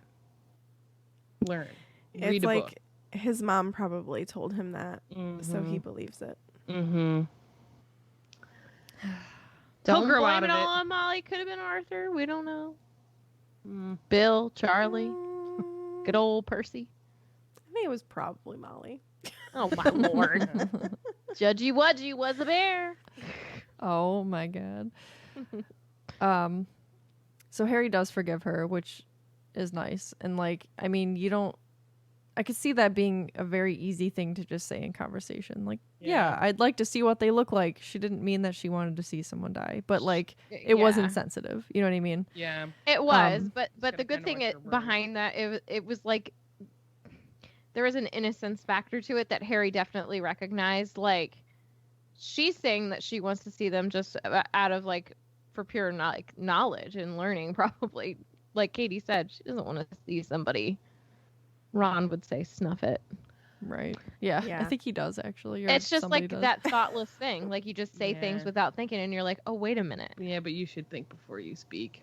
Not everybody does that. I don't do that. It's just because it's not the way that we're tailored. But I going agree. back and apologizing right But- in the moment is a good thing. I wouldn't, had I thought before I spoke, I wouldn't have had told that woman who I voted for, and then we wouldn't have had that conversation that clearly has lasted with me for years. You and I don't do this, Sasa. I know. We're honest folks. Ugh, it's so aggravating, especially I'm when gonna I've need had you to like let a that beverage go. or two. I'm gonna need you to let go of that. You remember when I told you earlier no, to she was just put your so, feelings like, deep snotty down about in it. the healthy And then way. like it was more so like I didn't know what to say back because I was just so shocked that this woman then had feelings about who I voted for. Someone I used to work with. I honestly couldn't even tell you her name. But like I was just more upset with myself that I should have like stood up for myself and been like, no, Hindsight. you're the reason why this country's going to hell, not because of who I voted for. You're not Blah wrong. blah blah, you know. There That's what she are told me. things. So yay. I think it's okay though, to like how Harry just like he doesn't yell at her. He's not like, why would you say that? It's like a Yeah. nice, gentle reminder. Like I think that even totally out of this context is really important to remember. Like something that comes to mind is like when people get too over apologetic about like mispronouncing someone. Sorry, I scared myself. Like if you do it, okay, correct yourself, but you don't have to be like, oh my god, I'm so sorry, like I shouldn't have done it. Just Like you're correct drawing yourself and more move on. attention to it that way, and Right. it almost Yeah. makes the person even more uncomfortable. Right. So Right. just say, I'm sorry, and move on, and just remember better. the next time. Right. Be better. Yeah. Take And- the little, correction and take it to heart and make sure that you change it. Also, there's a very easy way to like not do that. We could use words like friend. Right. Vote. Yeah, but like at the same time, like if Megan and Katie or you decided like I want my pronouns to be a different thing, or if I wanted it to be whatever, and someone was just calling me friend instead of being like, well, she or he or they When or you whatever. don't know the person. I know, but after you do, I would be like, okay, like that's enough. Like I'd rather you use my pronouns. Don't call me friend. Don't call me whatever. That's what I'm saying. That's not what you said. That's not what If you I heard. if you don't know someone. But if you do, that's what they were Oh, talking well, I about. wasn't talking about that. I was talking about if you don't know anybody, if you don't know the person.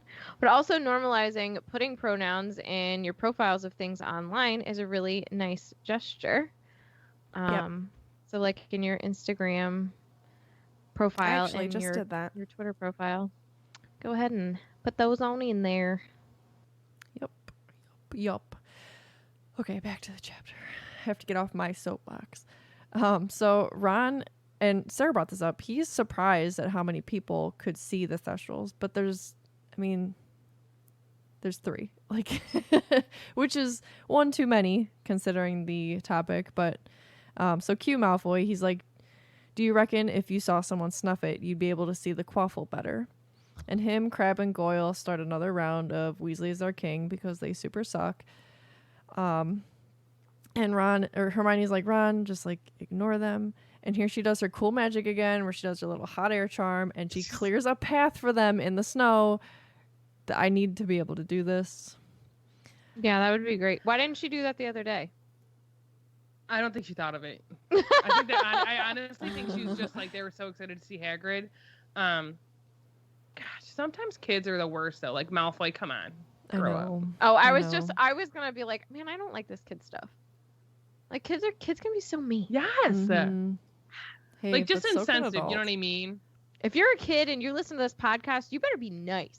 Yes. We're gonna come get you.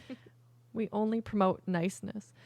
All right, so here comes December, and the 5th years are buried in homework, and Joe describes it as an avalanche, which I think is pretty fitting because December and snow, cute.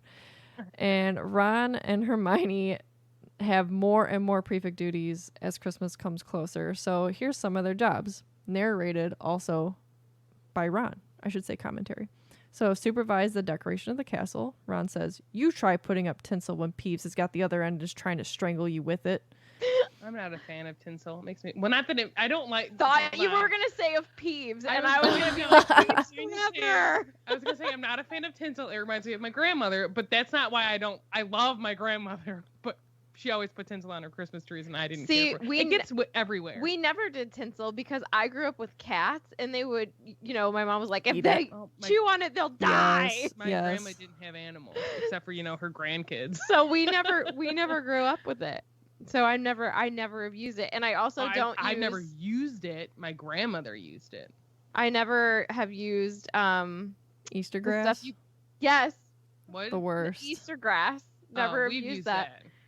Nope, not because the cats. Yep. My mom was like, I was so scared my cat would die.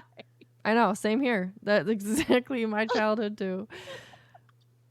Another duty: watch over first and second years spending their break times inside because it's too cold to go outside. Ron. And they're cheeky little snot rags. We definitely weren't that rude when we were in first year. For sure were. See, I don't even that's the first time I've ever read or heard somebody else use snot rag as a name call. Because I remember using that when I was a kid. I was like, you snot rag. Do you remember? Really, this is applying to Megan. Right up there with butthead. Do you remember when we were sophomores in high school? Be like, I can't believe those freshmen are so lame. We never acted like that. We totally did. Everybody does. We totally did. And then, my gosh. So funny. Let's bring back snot rag. They're the worst. We went back to our college campus, and we were walking around because I think they were having a festival or something. And I was looking around, and I looked at Katie, and I was like, these kids are in college? They look like they're 10. You're getting old, buddy. I was like, I did not look that young when I was in college. I totally did. Yeah. I really did. I enjoy the snot rag reference. Our friend, actually speaking of college still, she had a little cousin or something, and she was young, so she didn't know any bad words to say, obviously, and she shouldn't be anyway. So she got really, really mad at her brother and was like, "You cheese ball," and that was the worst word she could think of. Oh, it's so cute. You cheese ball. Yes, Iggy, food's coming. Last duty for them to perform: patrol the corridors in shifts with Filch, who thought that the holiday spirit would cause an outbreak of wizard duels. And Ron said, he's got dung for brains, that one. Has that ever happened? Has the Christmas cheer? I don't know. I feel so overjoyed. I would love to fight you. Right? Just shooting candy canes at each other. Katie is getting excited for fall because it does not mean cold weather where we live. She Right? can actually be excited. Oh, fall. see, Halloween. I can't wait for like me to be able to. Well, I mean, I could wear booties now, but I would be very warm and like sweatshirts and have cold weather. Oh, See, I'm so I love fall, but I hate that winter follows it. Oh, I So love like, Well, you don't have that this year, sweetheart. right? I know. We just won't get our fall weather till February, but that's okay. I love snow. I Ugh. love it so much. I like it on Christmas. And my friend pointed out to me Yeah, it's a about it. couple of years ago because I text her, I'm like, "It's snowing." She goes, "Sarah, you get so excited the first time it snows." You're like Lorelai every year. Gilmore. Can you I- smell it? God, I it smells smell so good. snow. Snow does smell good until I'm over it, which is after the first time. So. Okay. So they're all so busy. Hermione doesn't even have time to knit her hats for the house elves anymore. And darn. she's those poor elves that I haven't set free yet. They have to stay over during Christmas because there aren't enough hats. And Harry is like thinking to himself, like, yeah, I still haven't told her that Dobby's the one taking all the hats and she's not doing anything for them. Where would they go though? Does she really Realistically. think? I don't know. Think she's setting the elves free? I with mean, this? like, she's not giving, and also she's not their, like, just quote, because they master. find it doesn't mean it's Right. been given. Right. Also, Yeah. she's not in charge. Is that what you just said? Yeah. Yeah. It doesn't make any sense. And it kind of boggles my mind that she would think this way. Like, this seems like poor writing, in my opinion, for Hermione's character. Like, she's smarter than this. Well, think about it. Like, who does the laundry?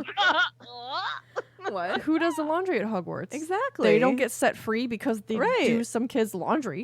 Yeah, that kind of has always bothered me. I'm like, she's not this stupid. She knows that this isn't going to set them free. She's not their master, and she's not giving them anything. They're finding it. That's not the same thing. And, like, she's smarter than that.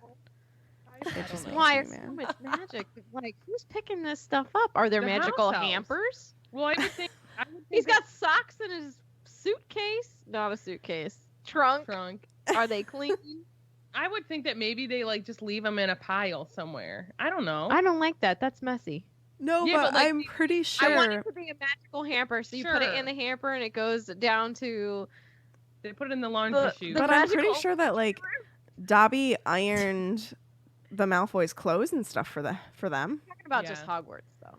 No, but I'm just but I mean, like, if I think it's Dobby different, can like, do it, if I deliberately like say I own a house elf, I would never, but say I do, and I deliberately give them clothing, then they're free. But if they're picking up my laundry because that's part of their duties, that's not me giving them clothing. right? That's them taking care of my clothing. Like to give them their own article of clothing, I think is Yeah. which could be something of yours, yes. But that's what you're doing is you're giving them an article of clothing, not like, here, go Right. wash this. Like, pick that up and wash it. That's not you giving them clothing. It's just bananas that she thinks this is I like what Megan said. a That thing. it's poor writing. Whoa. I think it is. Things have been said. Woof. I'm not mad about it. They're out there now. Well, they're going to be on the internet forever 'Cause once this realistically, drops. like, that's stupid for, like, Hermione's smarter enough to think, like, where would they go? You know what I mean? Like, Exactly. Like, they literally would be have nowhere homeless. to go. They would be homeless. Which is awful, and she Correct. wouldn't do that. Because Did there's we nothing ask at the if there's ministry. wild ones? If there's what? Ooh, Wild. one. House elves? How's Oh, that? wow. I Wild think House we, up like, appeared. briefly discussed it, but I don't think we ever came to a conclusion. I don't know. I really don't know. Iggy has words to say. He does. Meows, meow. So here's something sad, though. Harry doesn't Oh. want to think about Christmas because for the first time, he actually doesn't want to spend Christmas at Hogwarts. He's stressed about not being on the Quidditch team because apparently he's banned for life, and he's constantly worrying about whether Hagrid's going to be put on probation because Umbridge sucks. So, quote, he felt highly resentful towards the place at the moment, and that makes my heart hurt because Hogwarts is literally his home and like his safe space, his happy place, and like he's like, I don't even want to deal with this right now. But he is still looking forward to the DA meetings or Dumbledore's army for the short or long form. I don't know what Sarah was going with for that, but but they're gonna need to stop over the holidays, so like that's weighing on his mind too. We find out that Hermione is going skiing with her parents, which Ron thinks is hilarious because he's like, muggles strapping narrow strips of wood to their feet and sliding down a mountain. Okay, why? It is pretty crazy to think about. So much fun. It hurts my shins. I prefer snowboarding, one piece of wood as opposed to two. No, I like my feet to be independent of each other. See, that's too many things hold moving. Things in my hands. And yeah, I like to typically when I would ski around the snowboarders sitting on the slope.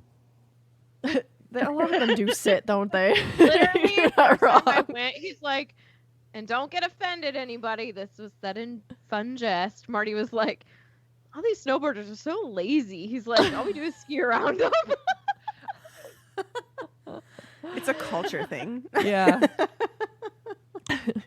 I No, actually I won't do snowboarded. it again. I won't go skiing again. It hurt I my will. shins too bad. I wasn't bad at it. I was actually pretty good. The guy The last time I complimented skied, me. I wasn't great, but it had been like 10 years, and I was not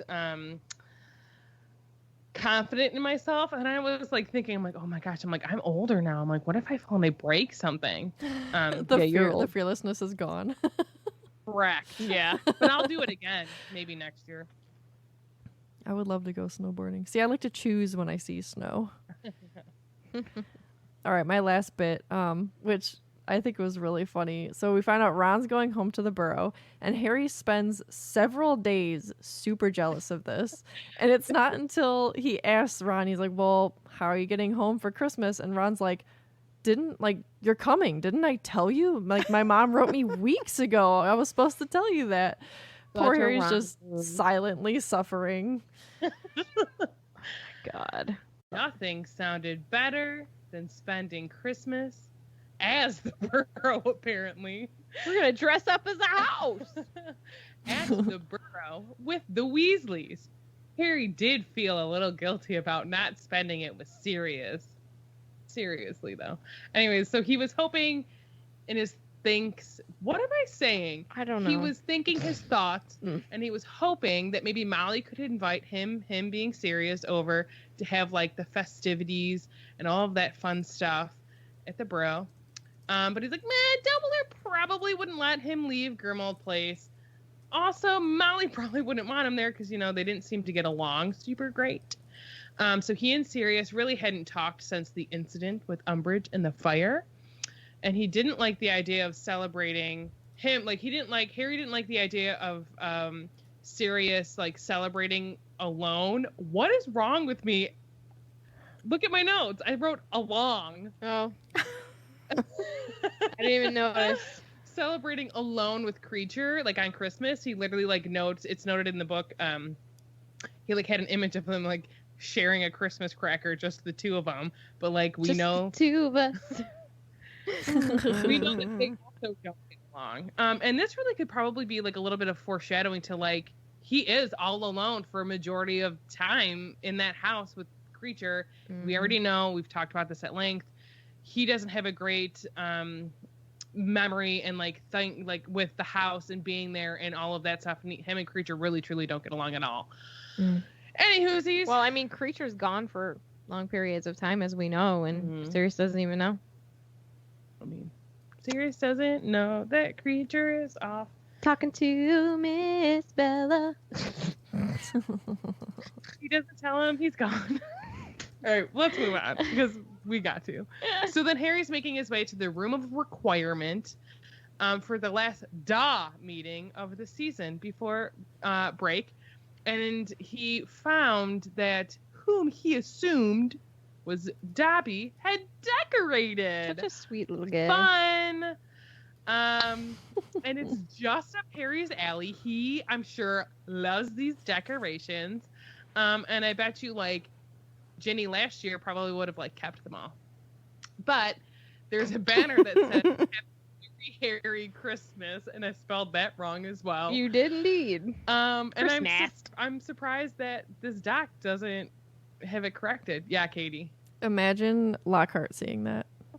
I thought, as I'm typing this, I'm like, just can't you imagine if Snape saw this and he'd be like, he's throwing himself a party. He's so, like, For real. thinks high of himself. And it's noted that there are gold gold baubles that are hanging from the ceiling with Harry's face on them. And if you don't know what a bauble is, it's just like a Christmas ornament. The ball. Bubble. And Luna was like the first person to come in after Harry. And she asks Harry, like, oh, like, have you done the decorating yourself? She's so And sweet. like, she would be like the type of person who like doesn't even think about, you know, if she just asks the question and she would be like, oh my gosh, this is great. Where other people would be like, Harry, really, you did this kind of thing.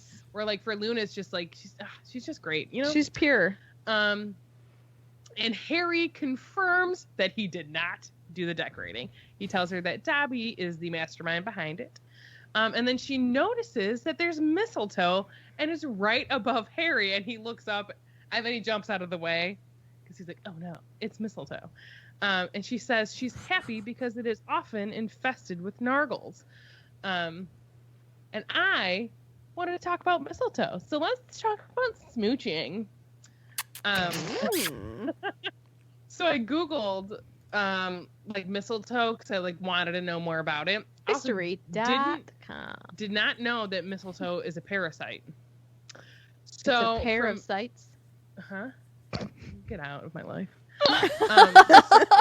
This is an article from history.com, and it says, why do we kiss under the mistletoe? And it says, kissing under sprigs of mistletoe is a well-known holiday tradition, but this little plant's history as a symbolic herb dates back thousands of years. Many ancient cultures prized mistletoe for its healing properties. The Greeks were known to use it as a cure for everything from menstrual cramps to spleen disorders, and the Roman naturalist Pliny, the Elder, noted that it could be used as a balm against epilepsy, ulcers, and poisons. The plant's romantic overtones most likely started with the Celtic Druids of the 1st century AD. Because mistletoe could blossom even during the frozen winter, the Druids came to view it as a sacred symbol of, is that vivacity? Is that how you say that? And they administered it to humans and animals alike in the hope of restoring virility. But why do we kiss, Sasa? Why did I say virility like that? Virility! Another famous chapter in mistletoe folklore comes from Norse mythology. So said that weird as well. As the story goes, when the god Odin's son Balder was prophesied to die, his mother Frigg, the goddess of love, went to all of the animals and plants of the natural world to secure an oath that they would not harm him. But Frigg neglected to consult with the unassuming mistletoe, so the scheming god Loki made an arrow from the plant and saw that it was used to kill the otherwise invincible Balder. According to one sunnier version of the myth, the gods were able to resurrect Balder from the dead. Delighted, Frigg then declared mistletoe a symbol of love and vowed to plant a kiss on all of those who pass underneath it. And then it goes on to say mistletoe's association with virility and vitality continued through the Middle Ages. By the 18th century, it had become wildly incorporated into Christmas celebrations. Just how it made the jump from sacred herb to holiday decoration remains up for debate, but the kissing tradition appears to have first caught on among servants in England before spreading to the middle classes. As part of the early custom, men were allowed to steal a kiss from any woman caught standing under the mistletoe, and refusing was viewed as bad luck.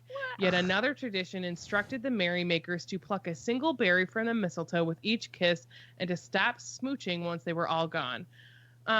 It's cute and everything, but you should ask someone before you kiss them because consent is important. Yep. Correct. In case you were wondering what I thought about that. And I also just wanted to just talk about mistletoe for a second. It's a common known name for it's like a long thing. Obligate hemiparasitic plants. In the order, I don't know what that is. Sure.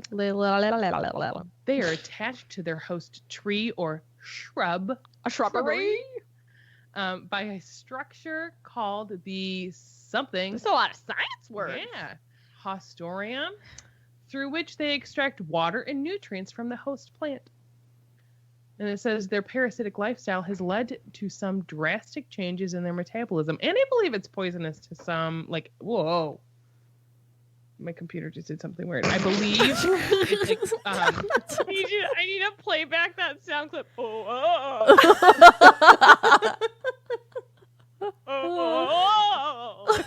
want to say it could be poisonous to don't eat it. Basically, that's what I'm saying. Maybe it's like Easter grass. Keep it away from your cat. And then I also looked up nargles. Ooh. So according to the Wikia, it says the Nargle University is a magical creature that Luna Lovegood and Xenophilius Lovegood believe exists. Though many others believe them not to exist or to be extinct, it is unknown as to whether Luna ever did discover their existence or not in her years of globetrotting. I'd like to say just because you can't see it doesn't mean it does not exist.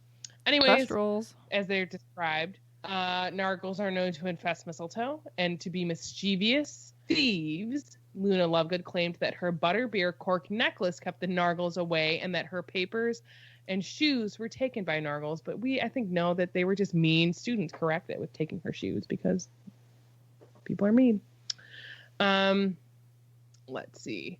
It talks about the history. Like, obviously, we see them here with, this is like, I think the first time we've seen or heard of nargles. Am I correct in saying that? I think. What No, does does she she say? mention them on the train? Does she mention them on the no. train at all? Is that something else? Or that's Rackspurts. Rackspurt. Mm-hmm. Because it says, for the last meeting, so this is the last meeting of Dumbledore's Armory in 1995. As we are literally discussing this, she says that they like to infest Mistletoe. And then Harry does joke about it to Cho, about the Mistletoe. And then it Get says to later, the good part. then they're smooching. Obviously, Cho had no idea what he was talking about because she was confused. And then I guess like the Daily Prophet wrote a short column. I don't know if this is true, about a fairy nargle that was found on a pensioner's wig, possibly implying these creatures could indeed exist.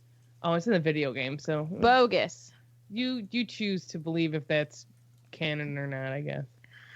Any whoosies, Angelina, Katie, and Alicia come in next, with Angelina informing Harry that he's been replaced for his seeker position. I Say actually what? wrote, when I was writing, I wrote something, and the wording I had to delete it because I'm like, I'm going to laugh too much and it's not appropriate. Anyways, so he has been replaced.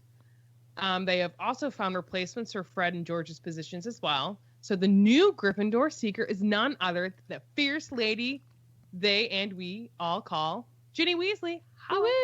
Book Woo-woo! Ginny, yay! Yeah. Book Ginny for the win. And so Angelina then tells Harry, and this is like from the quote, or from the book. This is from the quote. She says that she's pretty good, actually. Nothing on you, of course. Because she basically was like, we can't have you. She's like, the I next don't best want thing. nobody, baby. And she truly is not pleased with Harry. She like gives him like a dirty look for getting banned. And Harry literally is also not pleased with himself because he's mad. He'd rather be playing, and we all know that Umbridge is the worst. I need a shirt that says I'd rather be playing Quidditch. In my figure. Yes.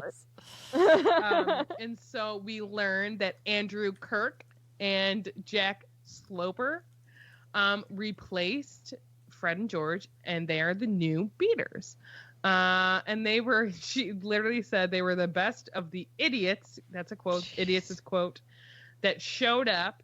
But again, we know that they are not as great as Fred and George. So I wanted to Google these human beings as well. So according to the Wikia, there's Andrew Kirk. Good old Andy. Mr. Kirk. Any relation to E. Kirk 2006? I was going to say it, but I also wasn't going to say it. Is it any relation to Captain Kirk? Different Kirk. spelling. Oh, it is a different spelling. You're right. This What is if- Kirk what A. if- What if it's Kirky? He might have dropped, Tiberius might have dropped the E before. You know what? Who knows? Maybe. Somebody Also, else. have you ever watched, Degrassi? JT. He's James Tiberius. I was not a Degrassi person. Oh, I cried a lot. I think the only cried Degrassi a lot I've when seen he is because died. you made me watch something, My cousin was obsessed. I only watched it for like a couple of years, but I also like watched it like late.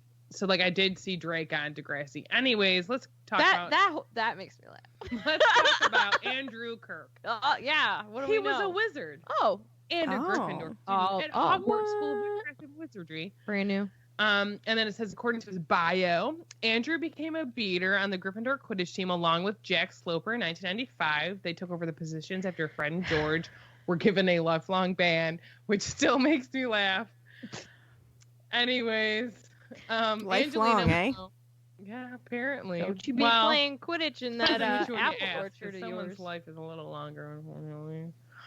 Angelina Johnson, the team captain, was unimpressed by Andrew and Jack's performance during tryouts, but considered them to be better than the others who had tried out.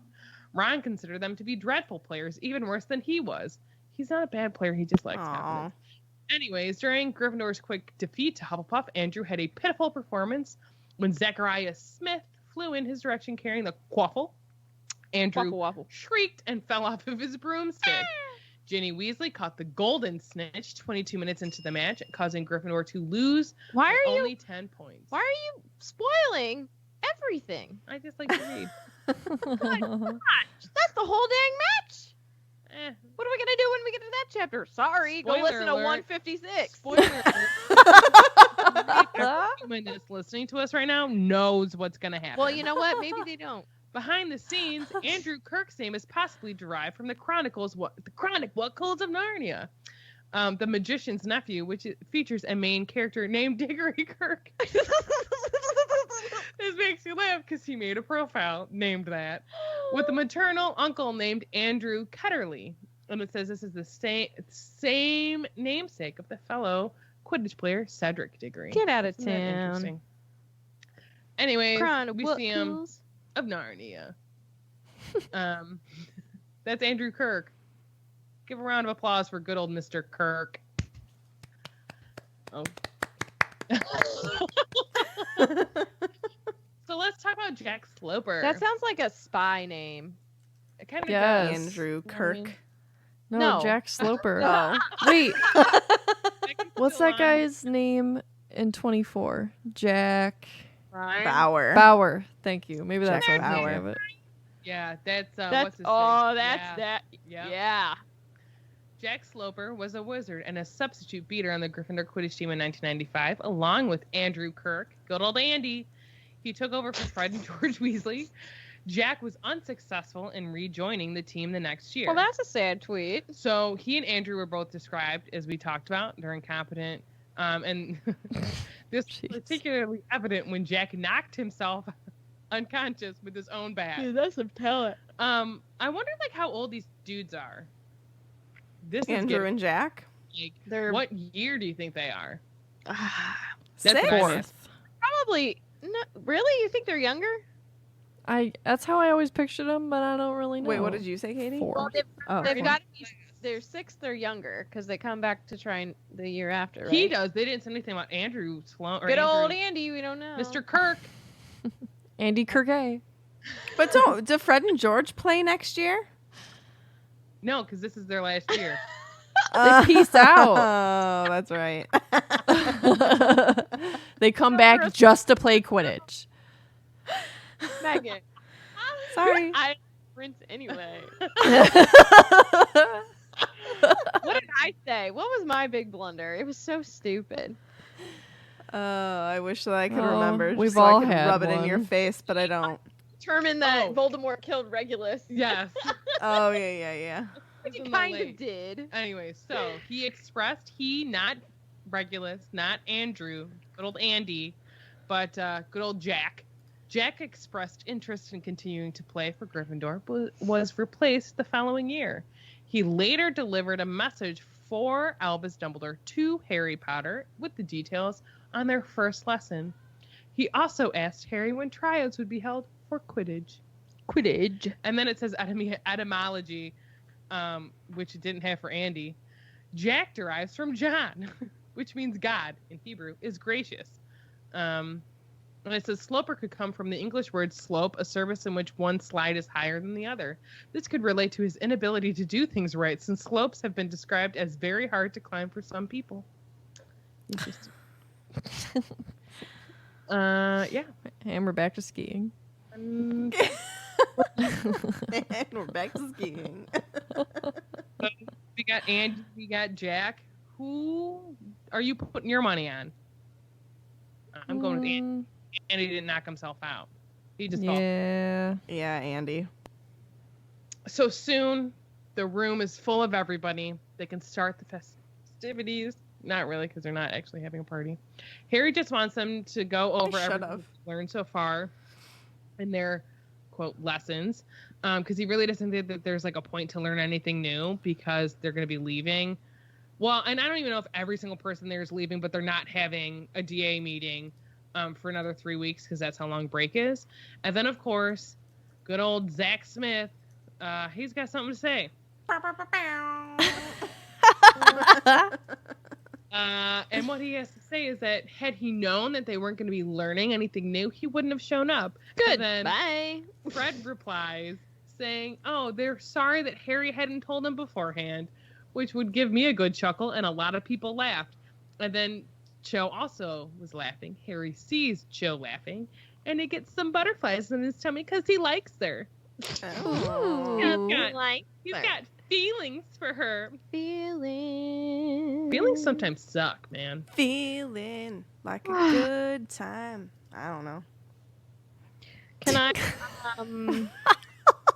I would like to read something real quick before we go into our lightning bolt round. I looked up stuff on Theodore Knott. Oh, yeah. I'm sorry. I forgot about that. Sorry. I decided to put it on hold because we were just rolling. Are you sorry or not? I'm not. I see where you're going with that. Okay. Let's slither into her talking about Let's it. slope in that direction. Let's waddle our way into Tiffany talking about Theo. That was the verb for today. We're waddling. Yeah, I know what it was. I thought this was really cute because it's from 2004. So this was posted by Crumpet.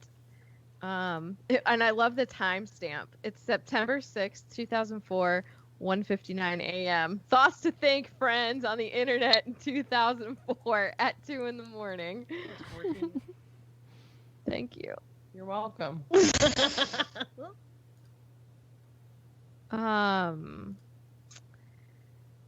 So they were wondering about Theodore Knott. So it says in Order of the Phoenix, there are 2 other boys other than Harry that can see Thestrals. One is Neville. It says his grandfather passed away. However, the second boy is described as stringy Slytherin boy standing just behind Goyle.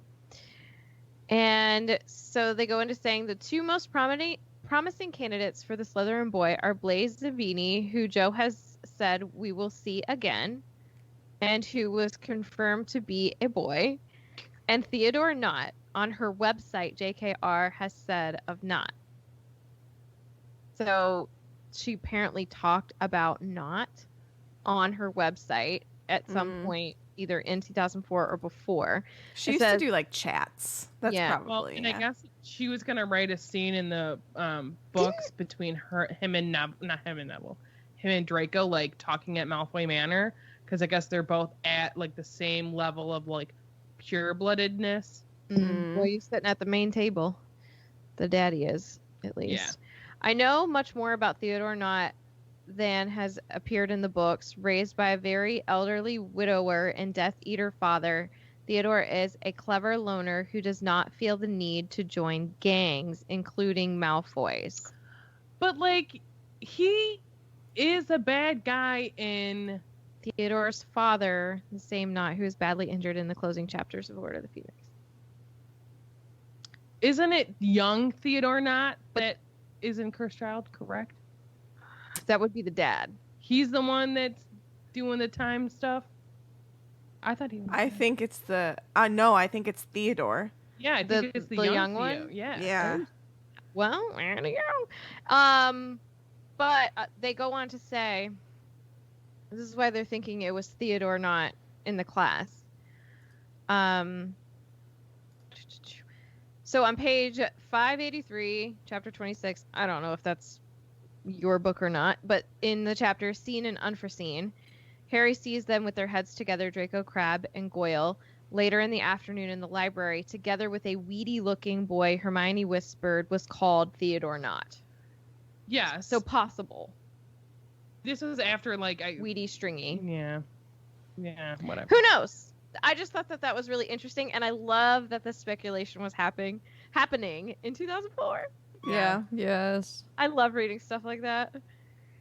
I love finding, like, stumbling across old internet articles, and you're like, I wonder if this is still true. Like, it's like a, like a study or something, but it's, like, from a long time ago. Oh, my God, I know. So this is from Koss Forums Archive, going into the tab Hogwarts, going in the tab called History of Magic. I like that You're they put cute. that all in the History of Magic part. That is cool. So I'll let you guys, I'll let you ask me some questions. Very famous. Tell me why I'm the greatest. Oh my God. So the other day at work, There's no answer to that. I forget what she was doing. We were looking at something and she said something about the goat. Maybe talking about someone's like internet or something. I'm like, oh, they're probably the greatest of all time. And she's like, what? She thought I was like so smart for making that up. And I was like, you've never heard that? She goes, no. I'm like, I can't take credit for it. I'm like, I'm not the first person that said That's totally funny. off topic, but I am the greatest of all time. All right, Meg, ask a question. Okay. Don't look me in the eye. Let's see. So weird. Anna Beth asks, do you think Hagrid would have taught the same lesson if Hermione hadn't gone to talk to him? Yes. Yeah. Yeah, I think that just because, like, Phenomenal he It was a great clearly wasn't listening anyway, so I don't think that anything that she was saying got through to him, and this was his plan the whole time. It's true. I think it's a great lesson. I liked the Thestrals. I think that it's unfortunate that Umbridge being Umbridge and being her. I think it's it could have unfortunate been like that so Umbridge- much better. You know what I mean? Like, I don't know. People need to learn to hate less. Mm. Anyways, Yep. we could talk about that forever. Sam asks, what creature would you have taught if Umbridge was observing you? I like Thestrals. But if I was trying to I play really am. safe, I'd bring all little puppy dogs. Look at this little wolf. What about Look at this little wolf. Oh. Maybe I could bow literally start truckles. crying. I love- pygmy puffs? Oh, I'd bring cat. Aw. I'd bring kitty cat. What about a Kneasel? What are you, Oh. Katie? Yeah, but think I'm trying to appease to her. Embrace your inner You me. know, like this is how much like not that I'm not a cat person. First of all, I can't get cats. How many 'cause times have you there's said too this on the many- pod? But there's too many people in my life that are like allergic. But like the power of a kitten when you almost buy one. Well, like or rescue. You Dude. know what I mean? Like Dude. I think it was when you got Fozzie, and there were also cats, and I was like, and when I say cats, I mean cute itty bitty little kitties, and I wanted to bring it home. They're just so cute. Just little babies. Little baby. We little passed a Kit dog Kats. on our walk today, and I was dogs. like, Alana, look at that tiny dog. And she goes, oh, hi, tiny pooch. They're just Oh. cute She's and so so sweet. precious. Katie, what did I tell you I saw the one day? Was it a possum? I was driving I home. think so. Possums are cute, dude. You know what's even cuter? Little baby possums. Hanging on their I mama. literally. Oh my gosh. Yeah, Oh, no, they were man. crossing the road. Oh, they were I saw crossing two in a line? so I saw. Okay, so you know, like by my house, you have to go down the valley and then go up. So I went down, and as I was going down into the valley, the mama possum was walking, or maybe it was a raccoon. It was a raccoon. I know I said that weird. I love raccoons. So it was the mama Oh my gosh. raccoon and like 3 little itty babies. I was like, oh. And then I came up on the other side of the valley, and I saw another one with the little babies. Hold on. We're getting yelled at about not saying the O. What? Oh, Listen. possum. In Ohio, we say possums. Oh. I don't know. That's too many. That's too many. No, I'm not saying an O. It's not O'Malley. It's a possum. It's just But Malley. Oh, the little raccoons were so cute. All right. I magical. love Give me little something magical. raccoons. They could be magical. They're so cute. Puppies are magical. You cannot lie to me and tell me think of all things that dogs do. I love Fozzie Bear so much. It hurts. Literally, petting a dog makes you happier. That's why they have therapy It's dogs. fine that they're a different species, but that's just not what we say. Wait, are opossums and possums different? Apparently. So. Well, Look what at that I see all the gift. time is a Talk possum. about a possum and not the opossum. Oh, possum. Are we ready for the next question? I don't think I answered. Oh yeah, no, you didn't. Sorry. What is your answer? I don't know. What? Honestly, Gnarl. like, here's the thing. Take If my you're like looking at this in the way that like it truly is laid out, he could literally be teaching you out of a book, and she's gonna say he's doing it wrong. You're right. There's Yep. nothing that Hagrid could have done that she would have approved of, that she would have said the ministry says is okay. I'm just gonna She's go a with dragon manipulator. and Oh, for call sure. it fake. Because if he was teaching solely out of a book, which is she doesn't teach, she makes them read. That's not teaching. If he was teaching them out of a book, she would have been like, no, they need to be actively doing things. Like, this isn't a real class because you need to be teaching them with like creatures, blah, blah, blah, blah, blah. I feel like no matter what, she was putting him in a lose situation, no matter what he did. Right. Yeah. Which is what I just, so yes. I agree. Well, yeah, I'm just saying I agree with you. Arguing. Wow. What are we arguing about? So Vinny asks, does it have to be death related to people, You know what or I would You have to let it linger. Oh my god. the death of a pet count? I'm sorry, Megan. You're gonna have to say it again because Sarah and I just had the same moment. What was the question? Does it have to be to see a Thestral? Does it have to be death related to a person, or would the death of a pet count? I think it depends on how don't know. that death affects you. I think that like Yeah, I agree. when it's a person, and I don't want to diminish pets dying at all, but what I'm saying is like with a person dying, I think that like no matter what, you're gonna see a Thestral. But I think that like if it's a pet, like, and I know like this has happened, obviously, like I've had pets in my life, it's horrific. So, but there are some people that like maybe, unfortunately, I hope this doesn't happen, that they don't care about their pets as much or something. You know how like there's just some people that don't.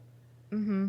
I know what you're saying. But like if it truly like affects you, like it would Yeah. like your grandma dying or like something like that, then yes, I think that you would, because that you totally understand death when, And because a lot of times they're more than a pet. You know what I mean? Like that's your family, that's your whatever. Emily goes to say if Harry had not seen his parents die, then I believe. Well, he also for saw sure. Cedric and whatnot. She believes that she would have seen Thestrals after Yeah. Hedwig died. I'm here for that. Yeah. Okay. Okay. I guess I didn't answer that, but I was gonna say that I think that it just depends on like how, I think it's kind of what you guys said, but like it depends how the death affects you more so, like if it's a human or a pet. Like I think, you know, some people like have pets in their life, but they're just like not as connected to them emotionally as other people could be with their pets. So like that might not hit them as hard as it would for like me with one of my cats. Like, yeah, I guarantee I would probably see a Thestral. Yeah. If I saw one of, I don't even want to think about it. So like, Nope. yeah, I don't know. But I think it just depends on like how you take the death. Or even like thinking about like just seeing like maybe like an unfortunate accident with like an animal out in the wild. You know what I mean? Like you don't have a connection to them as much. Like it is still super sad, and like you're watching, I don't know, you know what I mean? Versus like a pet of yours, probably you have a totally different connection with your pet versus just some random animal. You know what I mean? Yeah. Mm-hmm. Yeah. I think I agree with you guys. It depends on how you process the death.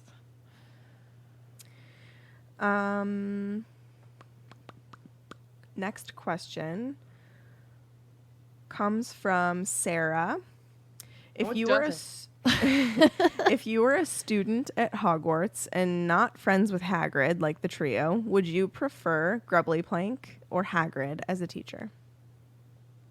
Probably Hagrid, if I'm being honest. Still.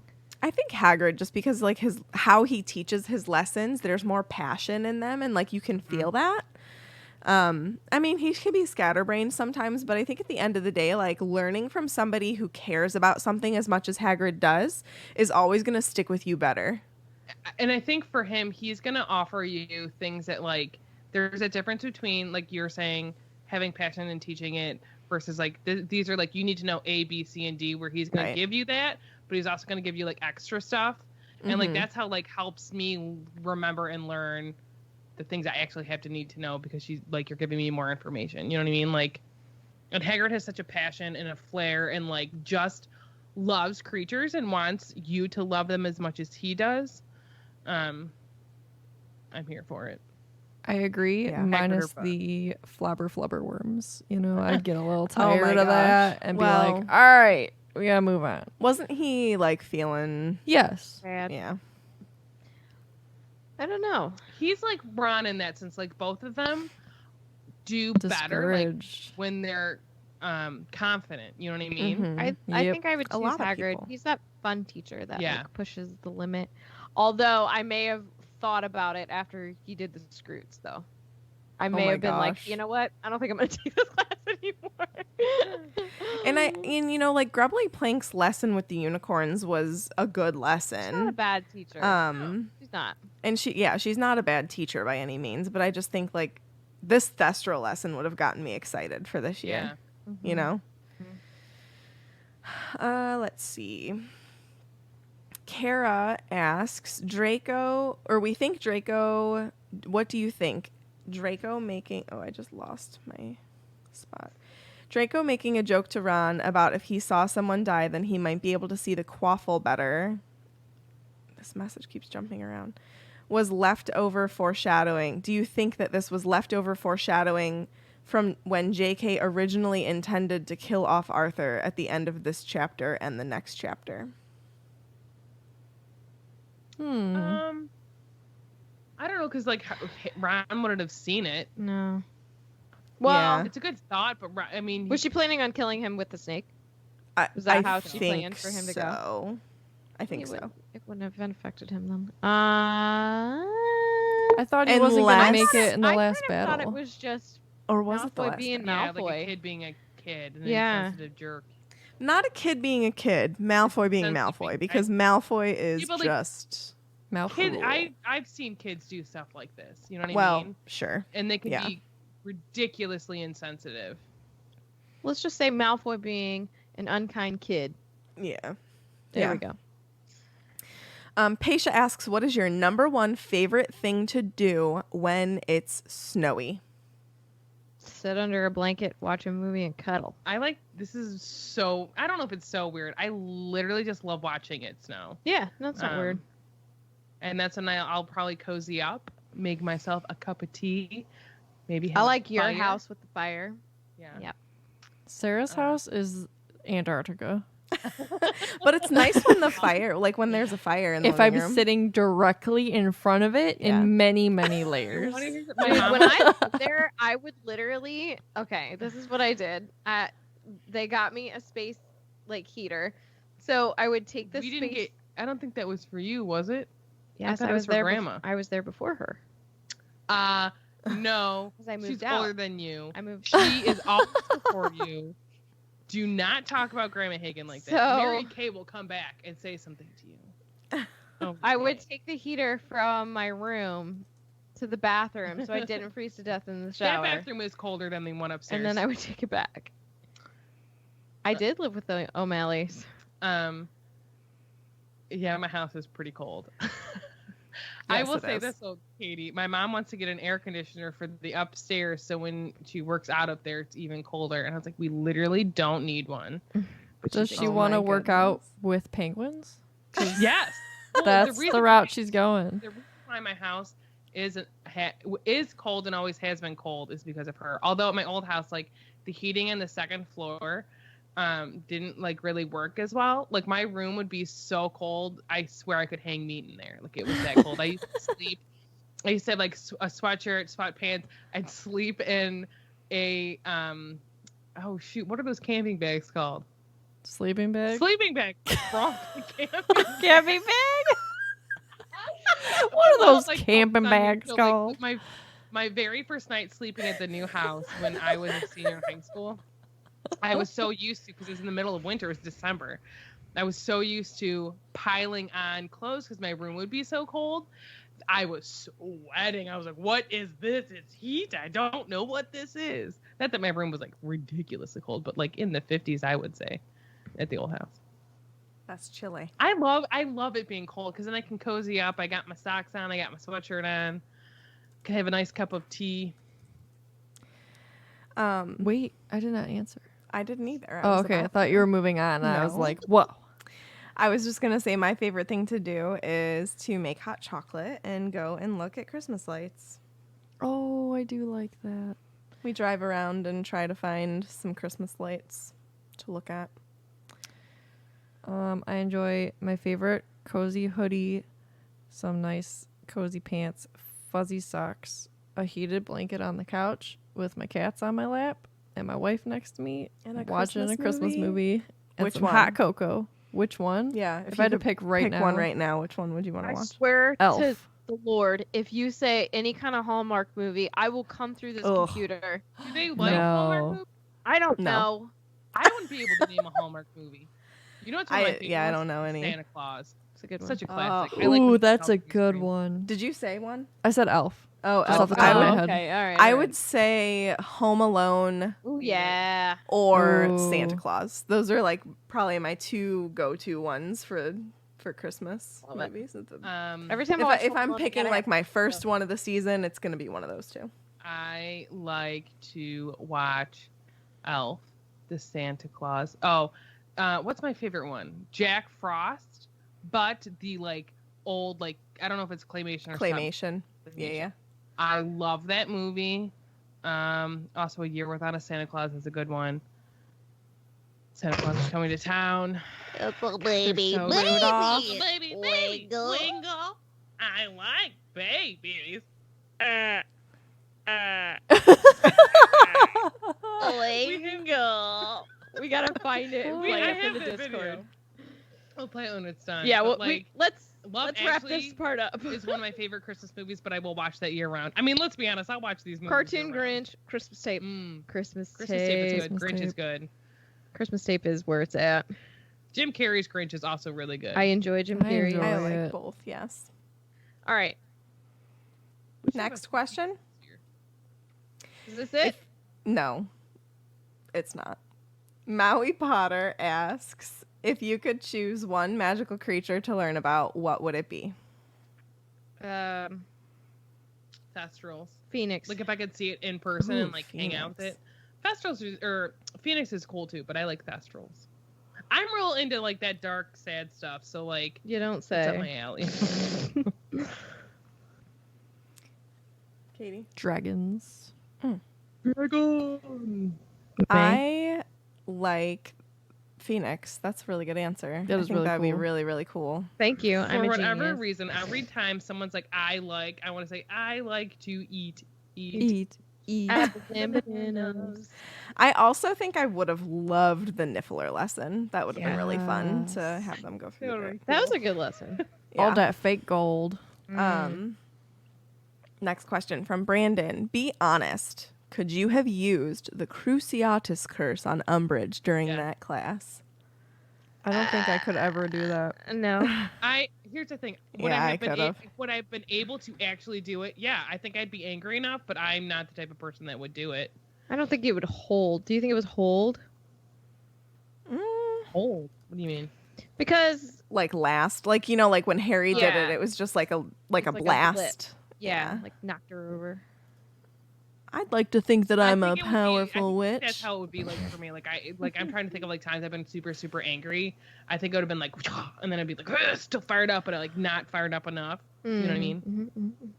I All right, probably wait. would like wanna Get meet her down in the parking physical. lot. You know what I mean? Physical. All right. We got two. I'm going to do two more. The next one, Nope Rope 84 asks, This is a fun one. If you could describe Umbridge as a meal, what would she be? Garbage, Oh man. Real food. liver and onions. Okay. Ugh. I've never had it, so I might actually like it. So let me I try don't to like think something the I don't livers. like. Oh, A salad. chestnuts. Definitely a salad. Here's the thing. This is difficult With for me ranch. because obviously, if you've Ugh. ever seen me, you know I like food. I I don't I'm like gonna water say- chestnuts. I don't hate What? any food though. What don't I like? Oh, shrimp Can a- cocktail. Oh, I Oh, don't care ew. for that either, but it's because I don't like my shrimp to be cold. Shrimp cocktail's gross. I try it every year, guys. Why? Wait. You cannot say you try shrimp cocktail every year. You try shrimp every year. I Is dip that it. correct? I dip it. It's always with the sauce. You try cold shrimp cocktail every year. Yes. That's the shrimp you choose to try every year. No, that's not the shrimp I choose to try. It's just like they always put it out and everybody like goes wild for it. So every year I wonder if my taste buds change. That's how you want to try to see if your taste buds have changed with shrimp.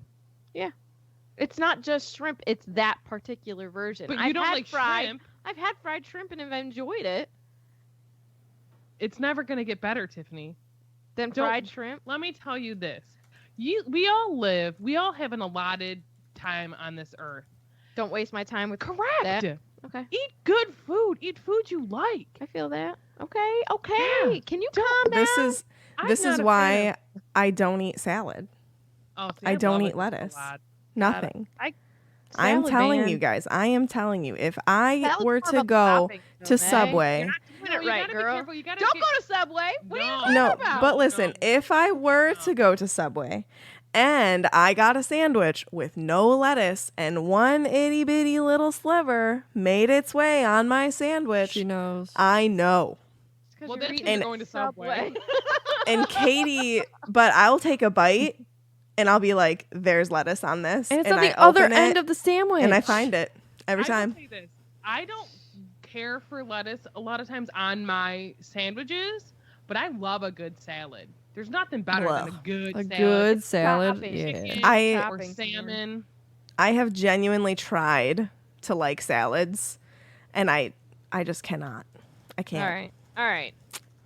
All right, are we ready for one? Wait. You didn't say what. Oh, her- Katie, go ahead. Sorry. I think it'd be a can of sardines that was sitting out in the sun. Ew. God, Mm, jeez, yeah. I can feel that in my bones. Or anything that you pull out of your garbage disposal. Yeah, but it's not food. Like Yeah. that's not food you would eat though. That's like Food to But- consume. yeah, like a meal. A tried to can put, of cat food. Hey, that is Well, that's edible. edible. Tiffany, you and I keep saying the same thing. At I the know. Same time. We have issues. I love how like everyone names a meal and I'm like, I don't Wait. like butter chestnuts.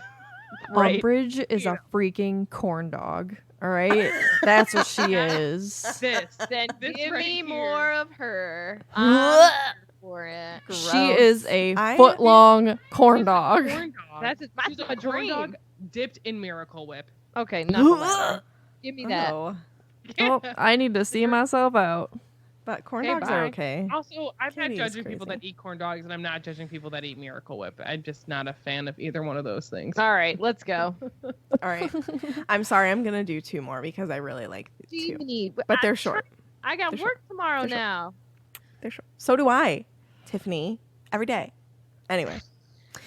Isaiah asks, why don't the house elves complain to Dumbledore about Hermione? Which I think is a good question. I don't know why they don't. It's not in their nature.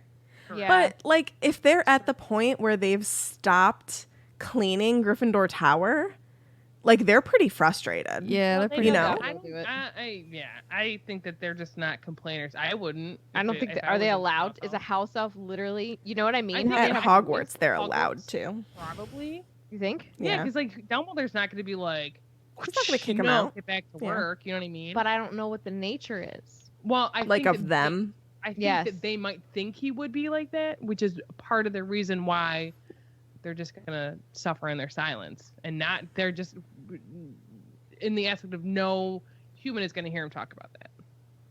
And then there's Dobby, who's just kind of more of like the for the lack of a better term in my head, like the odd one out where like he will if he was doing something he didn't care for, you know what I mean? I bet if it would got to like a point, he would say something.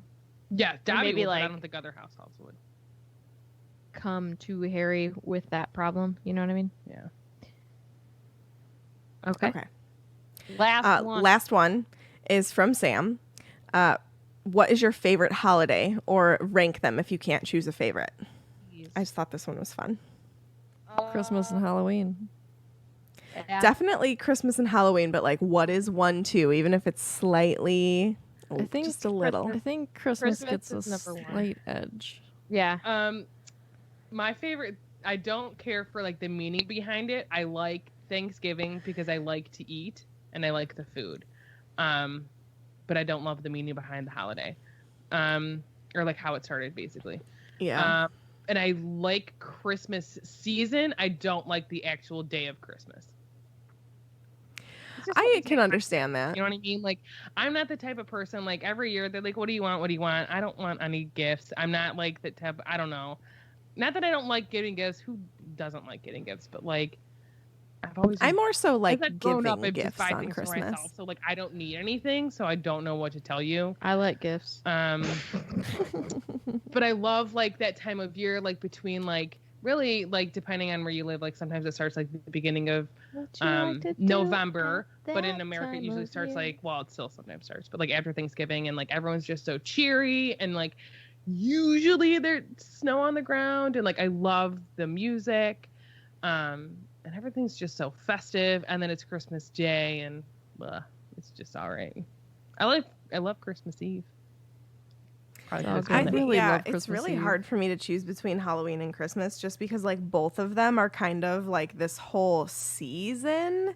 It's not so much like the day, it's like the time leading up to the holidays is what I like. Like Halloween, what I love is like the haunted houses and the corn mazes and pumpkin everything, and Dude, I can't wait for pumpkin cream cold brew. oh, but then like Christmas, like the warm drinks and the smells and the lights and just all of the family gatherings or the friend gatherings, and I don't know, I think that Christmas takes the edge a little bit, but it's very, very close.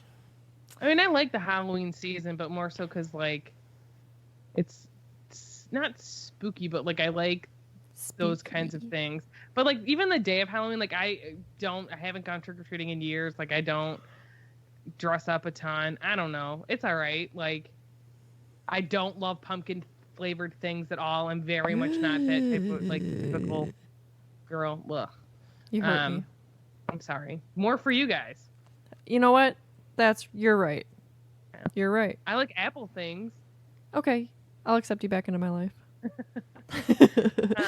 I just love, like, really, this is, again, this should go in my book, Reasons Why I'm Fat. I love Thanksgiving because I like to eat the food.